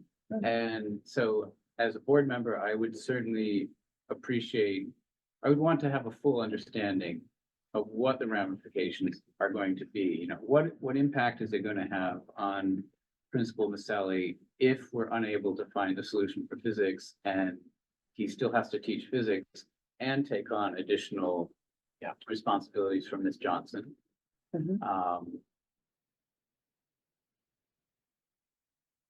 It's in some respects, it's unfortunate that we're trying to deal with this 2-3 weeks before the new fiscal year and. but I I'd mean- also rather deal with it now before we fill that role. Well, I think that would be a That- disservice that- to new- that's new why I person think come in it's if we important to make have that this- decision in this a year. discussion right What's now. that? What's that? I think it would be a real disservice if we make the decision to cut that position in a year. It's a new person that, maybe left somewhere else, maybe a good position to accept an administrative position because they wanted a growth opportunity. But I also think that a lot of times that position, well, Christine in particular, might have been able to, with timely interventions, reduce Correct. other incidents that might happen with, stuff at the school too. So even though we're seeing low numbers, it might be a direct result of having that position. Could that position I be believe reduced? Would it be possible to do it as a 0.6 or whatever? I don't know how we would do that. Like, I mean, we already reduced it. Like, we didn't start with it being a vice principal. We made it a dean of students, so it's really like the student school year plus 5 days before and five days Right. after kind of thing. I think it makes sense. If he's principal's teaching physics, then you have a physics teacher. That helps to alleviate some of the things that obviously you'll now have to cover. I agree, having a principal teaching physics for this long is just. So I hear you all about having a principal teach physics this long. I hear you, okay? But I can't make a physics teacher appear out of thin air. There are other districts that are trying to hire full-time physics teachers and can't find a person. We're trying to hire a 0.2. Have you looked at alternatives? I mean, the school my son goes to made an arrangement with MCC so that any of the juniors who want to take physics can do so at MCC. Do we have a posting right now for that? We did. We don't right at the moment. Because Okay, we had so how 0 long ago? applicants. I mean, we can't focus on what we couldn't do yesterday and think that, okay, I know other schools, I'm not trying to discredit what you're saying, other schools are having a hard time, but. I think that we just have to look at let's look at all options to see what can that look like. I'm not a believer of making a decision for lack thereof, because we couldn't do it yesterday. So, yeah, I'm just curious what that would look like. I mean, obviously, to your point, Chris, like, it's too bad that we're doing it at this late in the game, kind of, but at the end of the day, I agree with you, like, better do it now than make the wrong decision for the greater good of the school, especially when enrollments are going down. I feel like a change is definitely needed and it's been, long overdue. I would just want to make sure that it is the right decision for the school as a whole, and I think that's what Ben was suggesting, and I hear that, and You know, I will tell you, the teachers don't think that's the right decision, and I have shared with you, I don't believe that's the right decision. I need some guidance on what to come to the table with. And we've got to find some time next week to come back to the table. So, I mean, this is the option that I presented this evening, so that's one option. I need some guidance on what to come to the table with for another option. Next How time. about, let's try to hire a physics teacher, like, we just get back to the physics, I said, I'm concerned that we're not doing enough to hire a physics teacher, well, we're doing nothing. Right. We haven't posted it, and yes, we haven't had applicants yesterday, but do we have applicants today? Like, what if? You know, if we want him to be the permanent physics teacher, which has been the case, maybe the principal job is a 0.9 principal and a physics teacher. Is that an option? I mean, we have a principal who's spending time, you know, who is in the classroom, so then not getting our money's worth for years for that period of time. And there's, you know, the other things that come along with it. The lesson planning and the grading and whatever else things we've been doing, like, that now we know that we haven't done anything to change that situation. I mean, I'm happy to post for a 0.2 physics position. I didn't think that's where we were going, so, you know, Well, what about, we did, Diana, we have previously, and we had zero when's the applicants. last time? We had a well, let me back up, let me just, How long ago? let me just back up. We had a situation where we had a teacher here who was also going to get certified in physics. That teacher took ill and is not with us any longer here in Bolton. We then posted for a 0.2 and we had zero applicants. Because it's an area of shortage in the state of Connecticut. There are very few teachers certified. Jen can speak to this. She's a science teacher, certified in physics. It's just a hard thing to be certified in. So I'm happy to post for it. I understand. Maybe there's we get lucky. challenges. There's challenges and I acknowledge that. I'm just wondering, when was the last time we posted for this position? In the fall. Last fall? Yeah. For how long? It was posted for months, with zero applicants. It took me 8 months to get a VP for my company, so I mean, it does take time by now. I mean, why do we take it down? I guess my. Well, we keep it up for forever, and then when we have nothing, eventually we close it out and we take it down. That's not forever though. You said the fall. I look at these 0.6s, my initial reaction, and I was like, who wants to come and do like a high school teaching position? That's not a full-time job. And so you've argued, and obviously our applications show that there are people that are willing to do that, but 0.2 Right. falls so far into that category of like, you're not even really trying. So like, how do we, you know, maybe we need to call the other school systems in the area and say, are you willing, you know, all these, you know, and, you know, how about the town of Enfield, who's about to fire 150 people or whatever, like, you have a physics teacher, maybe you can save somebody's job if they come to Bolton X amount of time, you know, like the creative solutions, because a 0.2 posting isn't, it's almost like, how can you expect anyone to even try for that? Is it possible to do a MC3 kind of? Well, the MCC courses that we offer are taught by our teachers. They go through the process, whether it's through Eastern or UConn or MCC, but it's taught here on our campus by our teachers who've been approved by those programs to offer the courses. So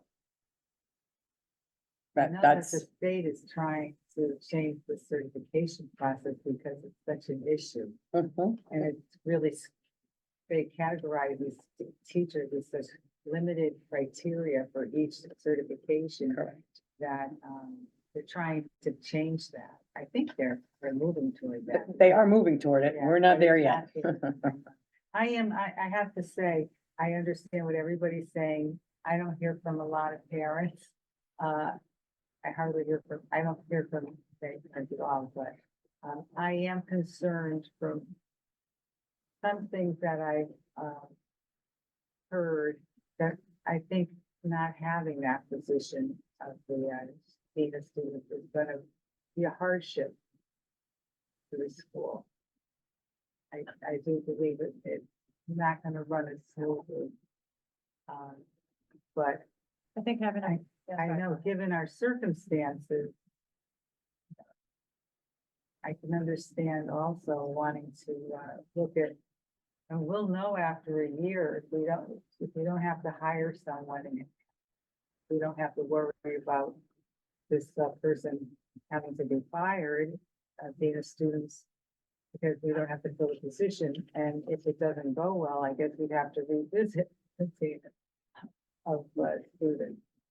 But, so I'm torn, but I think we need to give Kristen some direction if this is what. I think at the end of the day, for any decision you make with anything in life, there's needs and then there's wants, right? And to evaluate, like, there's a like to have and there's, even just knowing Kristen Johnson, I think that she's been a tremendous value to Bolton High School. There's no discredit there that having a dean of students would be amazing value. But given the circumstances, given the circumstances, like, again, I'm gonna say this again, I know we've said it 500 times, but accepting a principal to take away from his duties for this long, there's a lot that you said it'd be a detriment to the school, but like, look at all the other side to like all the things that, for this size school, I think you can do without and do your resources and start looking at, well, maybe like to Andrew's point, 0.2, like figuring out what would those options look like? And what is it that we can do more of, get creative of, and just evaluating, because I don't think that having a dean of students is a negative thing. It's just given the circumstance and the budget, that becomes a negative thing when we can say, where can we use this elsewhere? So it's just evaluating that the needs versus what we want. And I personally, with all due respect to Bolton High School, I think they've been very spoiled to have had somebody in this position for this high school. Yeah, I mean, it's been great that we've been able to do that. The initial reason everyone always heard was we brought in all these kids who didn't grow up here and they had trouble fitting in and they brought problems with them. And that this person was there to do that. And we've tried to correct that by bringing in the choice kids at a younger age so that they have been here all along and then they know everybody. So we've heard less so that was necessary. And that the responsibility has shifted to other things. I think there's been a blend of the principal position and the dean of students historical role. Yeah, there's obviously covering going on for principals having to tend to other things. So Kristen, what would you see as, if we replace the dean of students with, what do you think the staff would see as a need if there was no dean of students? Would it be like instructional support? You're talking about replacing that with teaching, right? People who can instruct. So is that, would the teachers want like an instructional coach that could do remediation, or like the coach never? What will be lost? Right, well, I mean, I think that, to the point about, well, it gets blended. That's true in any principal, assistant principal, or principal dean position. I was an assistant principal for a long time, and then I was a principal for a long time. I was still doing some of the things I was doing as an assistant principal, as a principal. It's just by nature of the fact that there's two of you. And, it's kind of like a marriage, right? It's some back and forth and some sharing. I think that, they work collaboratively together to plan the PLC work that, we've heard a lot about. The MTSS work that Christine has been instrumental in that work, because she's on the ground working with the kids with regards to attendance, with regards to credit recovery, with regards to behavior. She does evaluate 18 to 20 teachers, chair of the Culture and Climate Committee. She does address discipline. you know, to the point that was made before, because she's on it right away. I do think you're seeing numbers less than you might see in other schools this size, to be honest with you, because of the immediate reaction to things or the immediate support for kids. Student supervision, you know, the choice student liaison part, safe school climate specialist, like there's a lot of components to this that, you know, are all encompassing at any given time on any given day. And, you know, I have a letter from, you know, the head of the union, like I said, and I know that he met with other teachers. Jen can speak to it. She's part of the union, you know, and they met and talked about the importance of it and the need for it. So, again, I hear you. You're the board, you're gonna make the decision. I'm telling you as a superintendent of schools, I don't support that, which is why I brought you what I brought you. So I need some direction. What I'm hearing, so let me, can we at least agree to this? Can we agree to my at least first two bullets on the bottom? Maintaining 3 sections of kindergarten. Can we all agree on that? I think that's. I think everybody great. is Yeah. dying to hear those words. Maintaining 3 sections of first grade, Mhm. right? So far, we're good, Excellent. right? Oh, There's been a lot of discussion about the math coach. Again, I think it's very valuable. I do. But I also think the dean of students position is very valuable, and it's 2 different schools. Let me ask So you what's this sort of way. Which route is going to harm students more? Losing 0.4 of an English teacher, 0.4 of a social studies teacher, and possibly losing the courses that combined 0.8 person might teach, or losing the dean of students, who, from, you know, what's been discussed this evening, it seems like a lot of the rationale for the dean of students is the support they provide teachers And students. and, well, of course, and students as well, but it seems like there's been a lot of emphasis on, you know, the need for people to do, well, a lot of concern about being able to do evaluations, which is, you know, administration to teacher, not administration to student or teacher to student relationship. I want to do what's best for the kids in Bolton. Mhm. And from my perspective, getting rid of classroom instruction, possibly getting rid of courses, because we're not going to have the same number of teachers, sounds worse than getting rid of a position that we've already learned tonight doesn't have a huge disciplinary plate to handle. A lot of their responsibility seems to be interfacing, interacting with other teachers and supporting them. And I'm not saying that that is not important. Absolutely it is. But if we have to make a hard decision, I want to make sure that we're making the decision that's going to be in the best interest of our students. Jen, I have a question for you. When you were doing your presentation earlier, you talked about if there was a major change to I NIAS, would have to write, yeah. you would have to write something. Do they offer a recommended number of administrators per student? Do you I'd know have if to there's go look anything like into- that? I don't think there's a set number, but we would have to discuss everything that would be impacted by the lack of administrator, which is gonna touch upon multiple. So, and then I guess they make a judgment call based on whether they feel that's a too negative an impact or if it's actually. But we'd have to talk about impact to student support services and, you know, teacher, the whole, you know, supporting teachers as professionals. If there's one evaluator at the school, I mean, on the schedule, yeah, they can probably make it work, but what's the quality of feedback and be for teachers, which then will directly impact students. If teachers are getting check the box feedback because they're overwhelmed, because there's too much on the administrator's plates, then it is gonna come back to the consequence. Well, there wouldn't be any teachers if the students aren't here. So enrollments is down. Those are our customers, students. Well, our enrollment numbers are steady. They're stable right now. They're not down. They've been stable for the last few years. Mhm. Yep.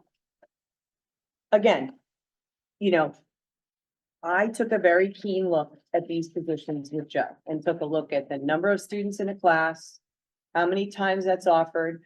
Does this create some limitations in a schedule? Yes, it does. Do I think, though, that we can do these reductions to the 0.6 positions without having an impact other than changing a kid's schedule? And being creative with things? That's why I put it on here. I wouldn't have put it on here otherwise. Because I always bring to you what I feel is right and best for kids.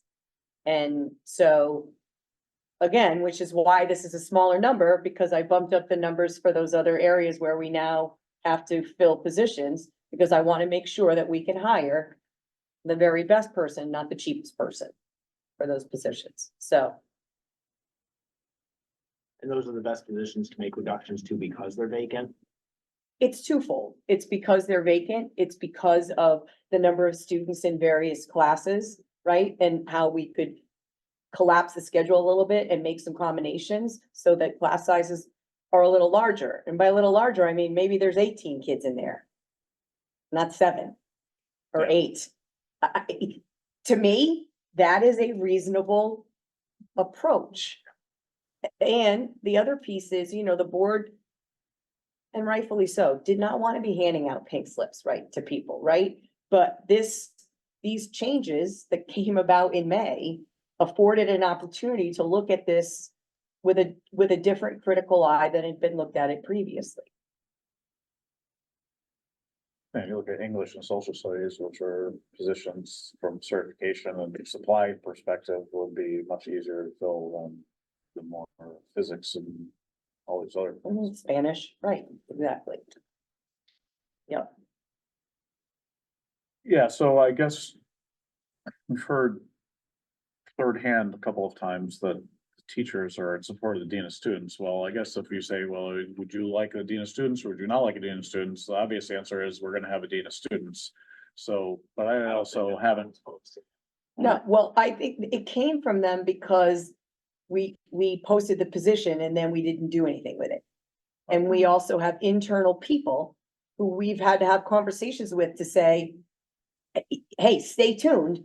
We don't know what's happening, right? And so, you know, the union asked me, I meet with the union regularly every month. What's going on with the dean of students? How come we're not moving forward with our normal process? Do I recall correctly that we might have had an internal candidate that was interested in the dean of students that if necessary, we did want to eliminate that position in the future, could bump back to a teaching position? Correct, that is what is in the So- contract. I mean, how is that not? I just would be reluctant to go against what all the teachers and all the administration want. Well, what if the teachers said, well, you could have a dean of students? Or you told the teachers, we could have a dean of students, or we could keep a math coach that Different affects school though. 8 more, great, well, yeah, same money. We have somebody that can affect outcomes over this many people in an area where we're dropping off or the whole world is dropping off. Plus, you can have maybe some help in some other way, or we can keep our technology updated. So, Well, we are keeping our technology updated. We're on track for that. So, But you were saying we can try to cut the technology out, that's an option. I didn't mean cut it. I meant move it to choice out of the operating budget that we've worked so hard to get it in. And some technology is already in choice. It's not fully in the operating budget. We've just worked hard over the last number of years to at least get 2/3 of it in the operating budget. For Kristen, would a position such as, a support coach be, something that at least would provide those choice students with the support they need and take care of a lot of the behavior, support? Could be academic, it could be, I think the academic piece and all of that happens in the classroom, right? And happens through the MTSS process and happens in connections and happens with the dean of students in her office, right? So a coach, The teachers,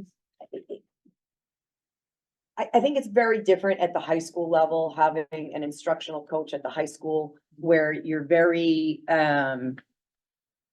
you know, you're dialed into certain content areas. So to say that we could find an instructional coach that, you know, can go into a chemistry classroom and then an English classroom and give direct instructional support, I think it's just completely different than say what Kelly does in the elementary grades, right? Kelly was an elementary teacher. She taught every subject.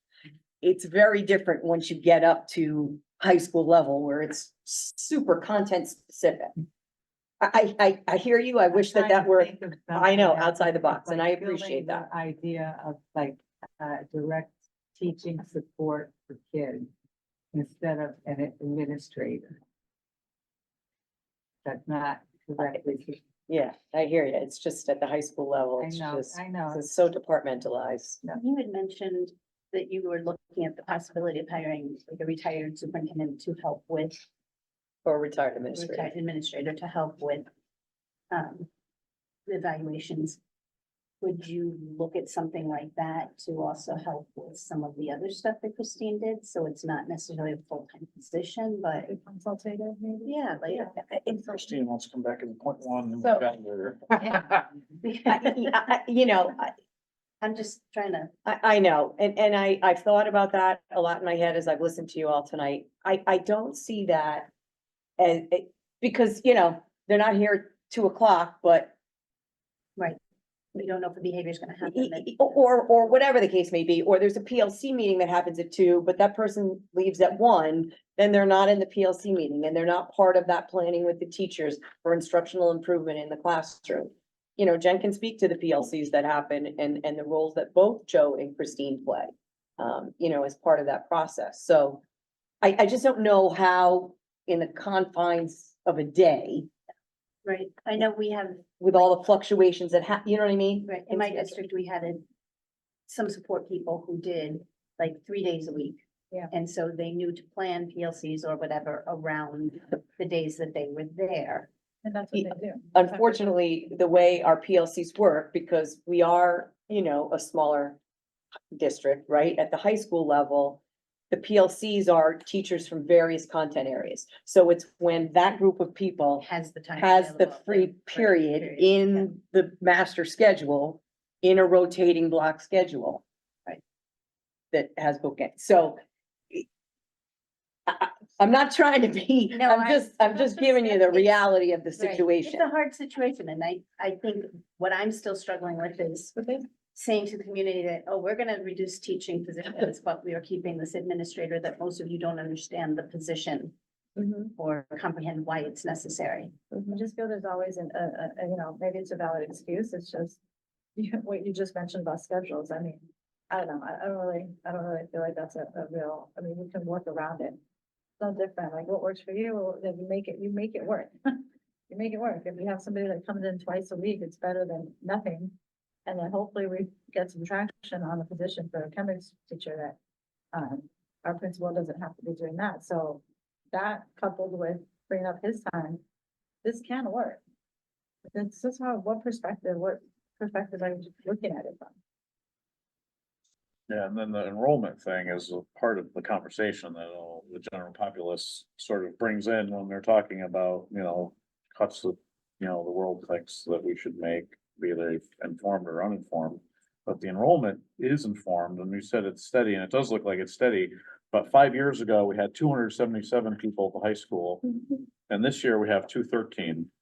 So that's almost a 20% decrease. Yeah, right. And we have the same number of people, and now all we have lost or potentially losing is a couple of 0.4s of a teacher, and like, yeah, maybe there's probably some other positions that haven't been replaced along the line, but when we're talking about 200 people, a lot of people are looking at the numbers, and it looks down the class line, like we're gonna stay in that, you know, all things being equal, stay in that sort of zone. zone, yes. Optically. And so statewide largely. I don't think there's enough emphasis on what's really happening with that. Like we're downplaying it to some degree because we're focusing on other things. But I think it's time to step back and really take a bigger look at that reality. So, yeah, I need some guidance, gang. I think we're struggling. We're struggling. This is It's a Can we, hard decision. impossible. It is impossible, It is nearly impossible. because we need both, Exactly. and We we want. only can't have one. both. can we give it some thought and regroup? Do we need the you cut the teaching, you cut 0.4 to go to 0.8. And, we don't need those positions, though, you're saying. You were able to cut that. I without feel that impacting- with scheduling changes, that we can make it work. So it's not as though that's really, But we are such a Detriment. small, I'm sorry to interrupt, you go ahead. no, that's all I'm saying, and it's only $24,508 that you're talking. Well, plus some of that's embedded in the number for benefits too, because that gets prorated too, so. And now I forgot.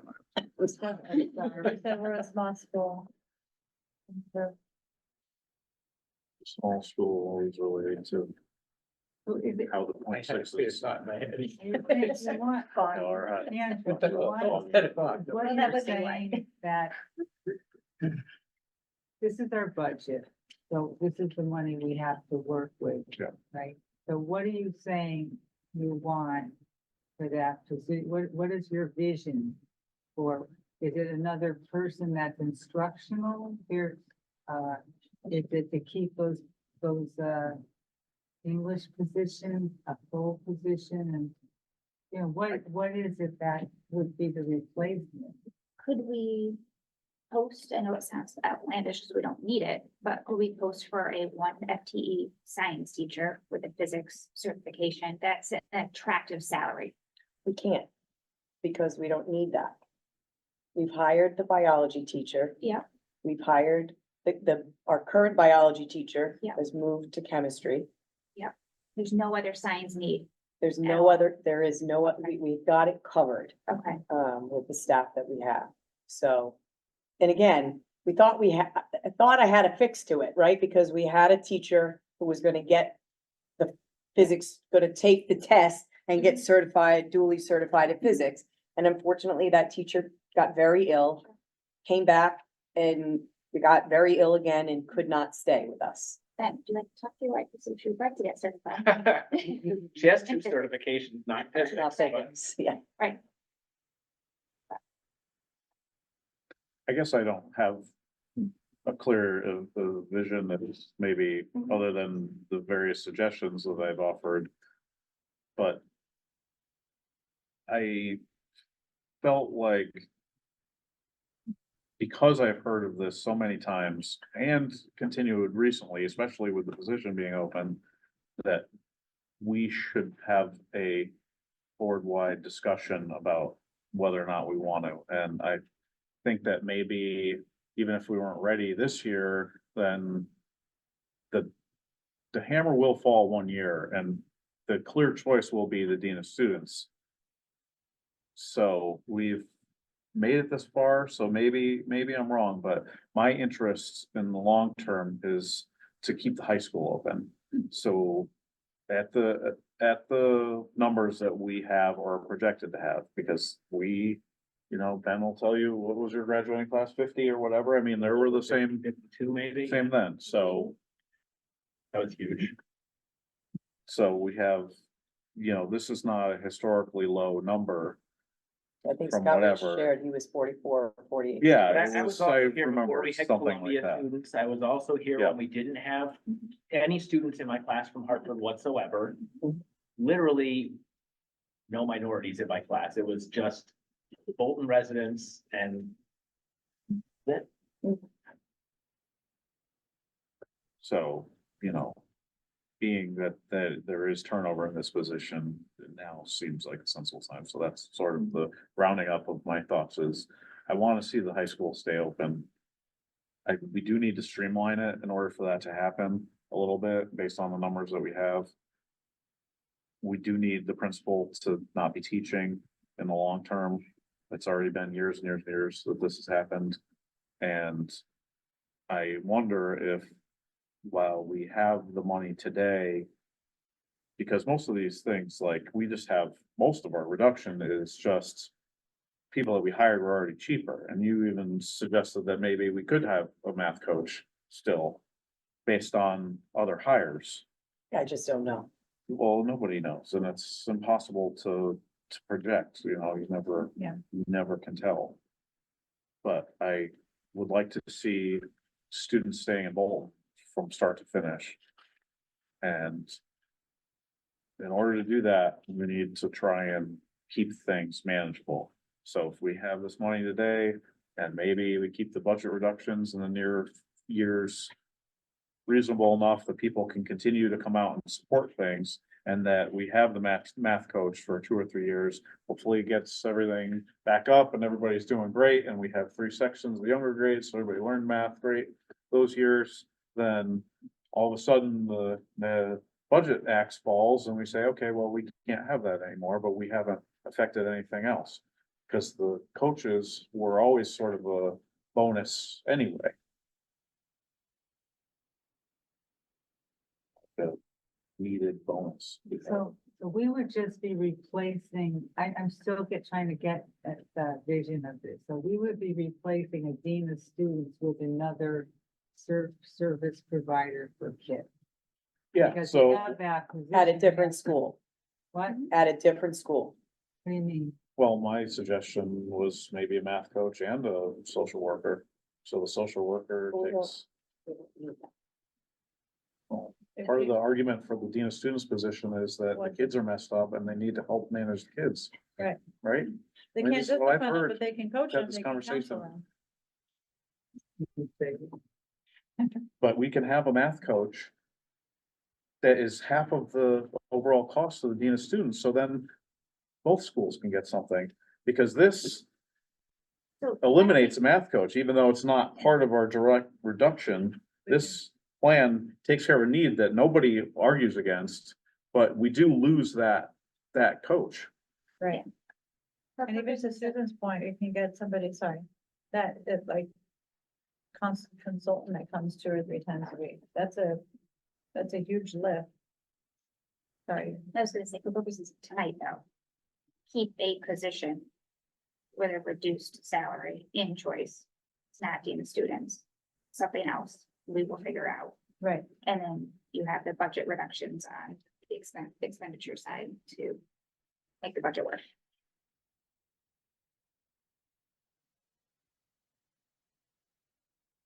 Well, the coach isn't in this budget. The dean of So students. even if, well, the dean of students isn't in the budget, Mhm. but the math coach is also not in this Oh. budget. Okay. So even if let's play out this scenario. Let's say you all decide, you direct me that we are going to eliminate the dean of students position. That's your directive. And we want a math coach. Okay, that's fine. We can put the math, if that's if that's where you want to go, put the math coach into the choice budget. That still doesn't address our budget problem. It's not a one-for-one swap out. Correct. We still have to reduce the budget by the $130,000. So then you either have to Put something else in choice. put other things in choice to reduce, which, again, I'm looking for some guidance That's here. what we said. But it. But that isn't, that I'm addressing what Ashley just said. I just wanted to clarify what I heard her say. Yeah. With my response.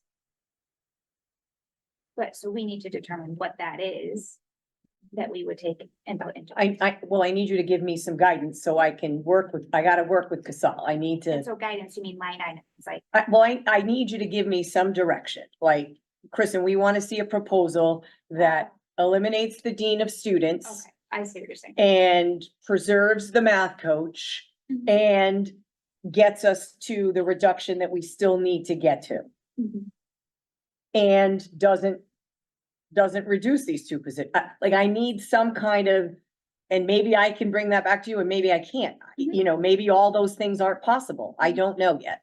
Cause I need to be with the numbers girl. I don't know who said it, maybe it was Andrew, but I think maybe it would be best to just see two options and get choice, which option might be better. Let I us think vote that on is what choice. we're saying in terms of figure out a proposal or for the math coach. And then maybe another person that comes, whether it's part-time or a different. You mean for the dean? Yeah, like a counselor or something. I'm a big advocate of like a consultative position that comes 2 days a week. If, you know, there's no strings attached, and then you can kind of evaluate how it's going after a certain amount of time. We need a counselor. We don't need another counselor. We have a social worker, we have a school psychologist, we have guidance counselors. But if we didn't have a dean though, Kristen, right, if we didn't have a dean who's doing all those. The other soft things. skills of the you know, Mhm. conflict resolution with students, you know. That could be some of the list, and then I would recommend that we post this, you know, teaching position Mhm. for physics and get creative and maybe we can. Figure out what we can do there. I feel like we would also need to know who's gonna take it, you know, assuming. Well, in the option. That gets rid of the dean of students, who's going to take on that person's responsibilities and what will that look like? And I feel like as a board member, I wanna know what. Yeah. You know, what that's going to be, Right, what the ramifications are for students and staff. I think it would be a shared thing, it's not, you know, one person, it can't be the principal taking it I on. don't think we can give it all to the principal unless we're gonna say that No. he's not gonna be teaching physics, which right now he is. Right. Not try getting outside support to kind of combine the contribution there. For the time being as a banded solution while we do the physics teacher and position and, It would be helpful to know exactly how much money we are talking about if we took dean of students out of the budget. I mean, I was trying to find that. And according to our budget proposal, we have over $400,000 in state and federal grants going to salaries and benefits. Mhm. So I know that's not all dean of students. No, and it's not all choice. A lot of It's it not all is, choice, right? like, a lot of it is IDEA and some special ed and paras and things Right. like that that are supposed to go into that grant. Gotcha. So, yeah, so let me work on getting you that information, the number. I can send you that tomorrow. Okay? We just are looking at these numbers that are on the recommendation. Really, all we need is $31,000 to go into choice from something else no, that make this number round. Because we have 130 here, 98, 99 of it. but some of that number in the benefits is the 0.6 reductions. Is benefits for those, if you were to reduce those positions and you have to prorate the benefits. So there's benefit savings embedded in there as well as salary savings embedded in there. So Okay, so part of this is this 98,977. some of that is embedded. So in maybe there, yeah. number one, we can break out and see what that impact is with salaries and benefits. Say that again? Break up Sorry, number I'm one. tired. Break up number one to indicate how much of the savings is both salaries and benefits. Honestly, what we did was we just like reduced it in half, like each. So remember that the number would be bigger if we didn't have to backfill the open positions that we currently have. So in the end, you know, maybe there still is more of a pot of money in salaries. I just don't know yet because we have these now open positions that we have to fill. But it looks like much of that 98,000 has got to be from positions other than these two that are being. Oh, it is. Correct. Yes, correct. Yeah, the bulk of it. Yes. So it may Is that, was that what you were asking? I'm sorry. I don't know if that's what you were asking me, but So, I mean, what if it's only that we need to find That's fine. $60,000? Like, Could you do that in some area of the budget that doesn't require getting rid of either the dean of students or the Or the positions. positions? Yeah, I got, again, great question. I got to spend time with Casal. That might be a solution that all Yeah. of us could live with. Yep.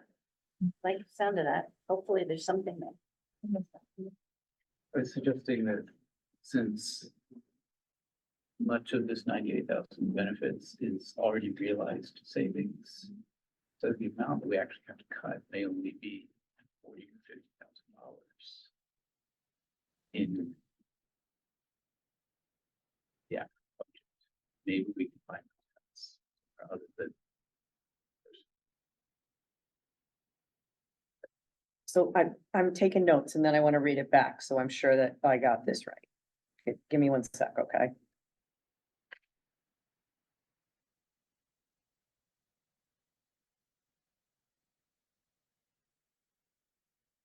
So what I believe I heard was that could we figure out how to move enough out, maybe into choice of other things?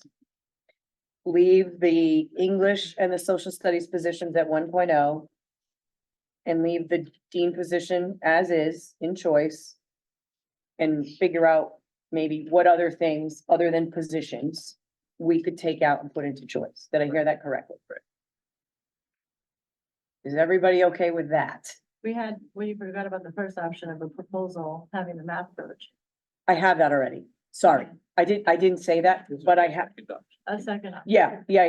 Yep, so this is what I have, Di, put math coach into choice, right?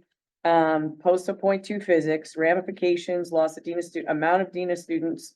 Could we move what I just said? Okay, I just didn't hear you reconfirm the other option, just. I may not have, I'm sorry. Make sure. It's been a long day. It's late and this girl's recovering from pneumonia, so. I'm trying again. She may not have a physics certification, but she's on my insurance, so you save money there. Great news. Well, it's part of that number there. All right, so I think I have my marching orders. So now you need to vote to not accept my proposal. Or to accept it, what, I mean, but I'm pretty sure that's not what you meant. So just to be clear, we vote aye, we are voting for the proposal. Correct, And if we vote no, we are voting to go back to other ideas. correct.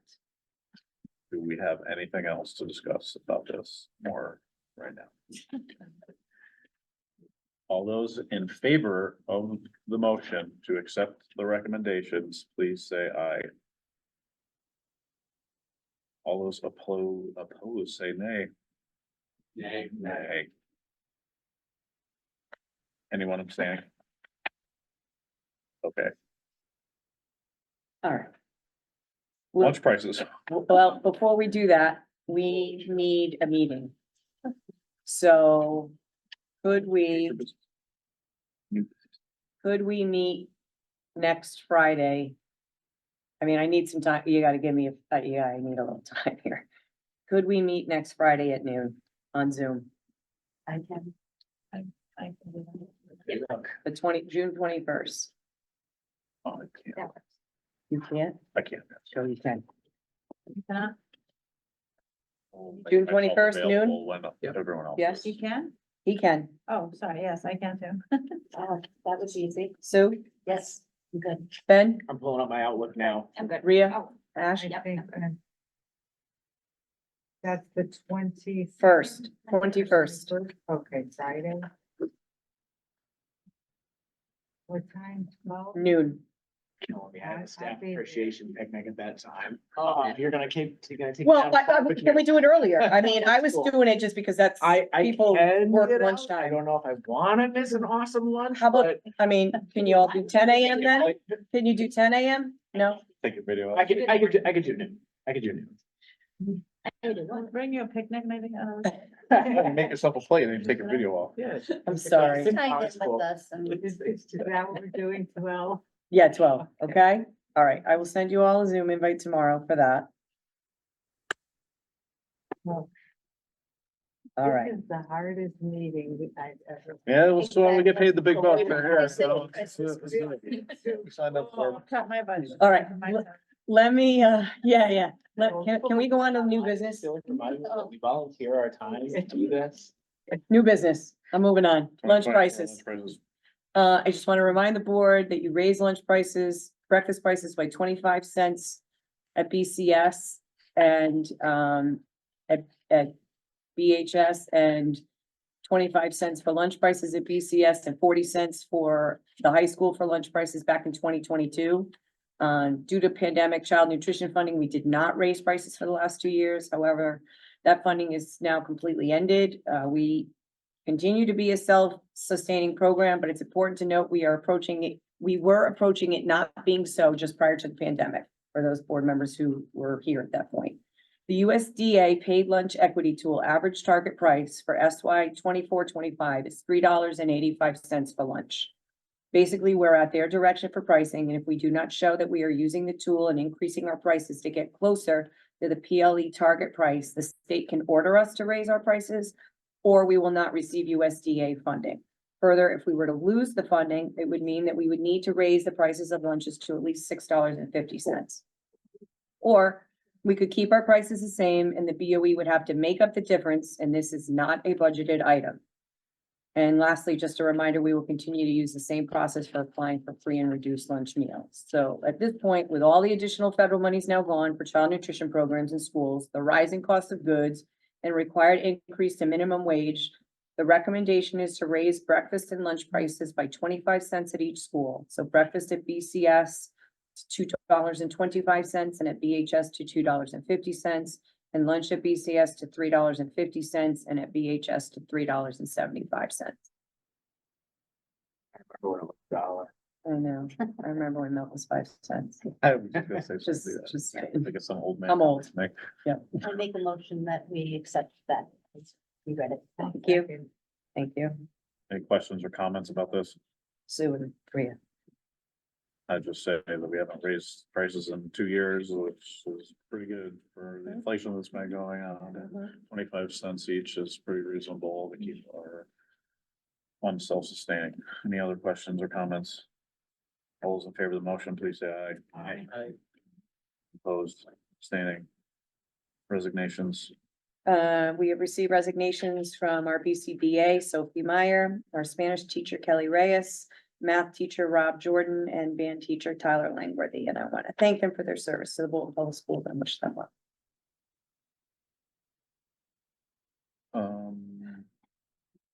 Future business, and, do you want to be invited in Yes. to address anything initially? Okay. Did we have future business to cancel the June 27th meeting or not, or were we making a decision on that?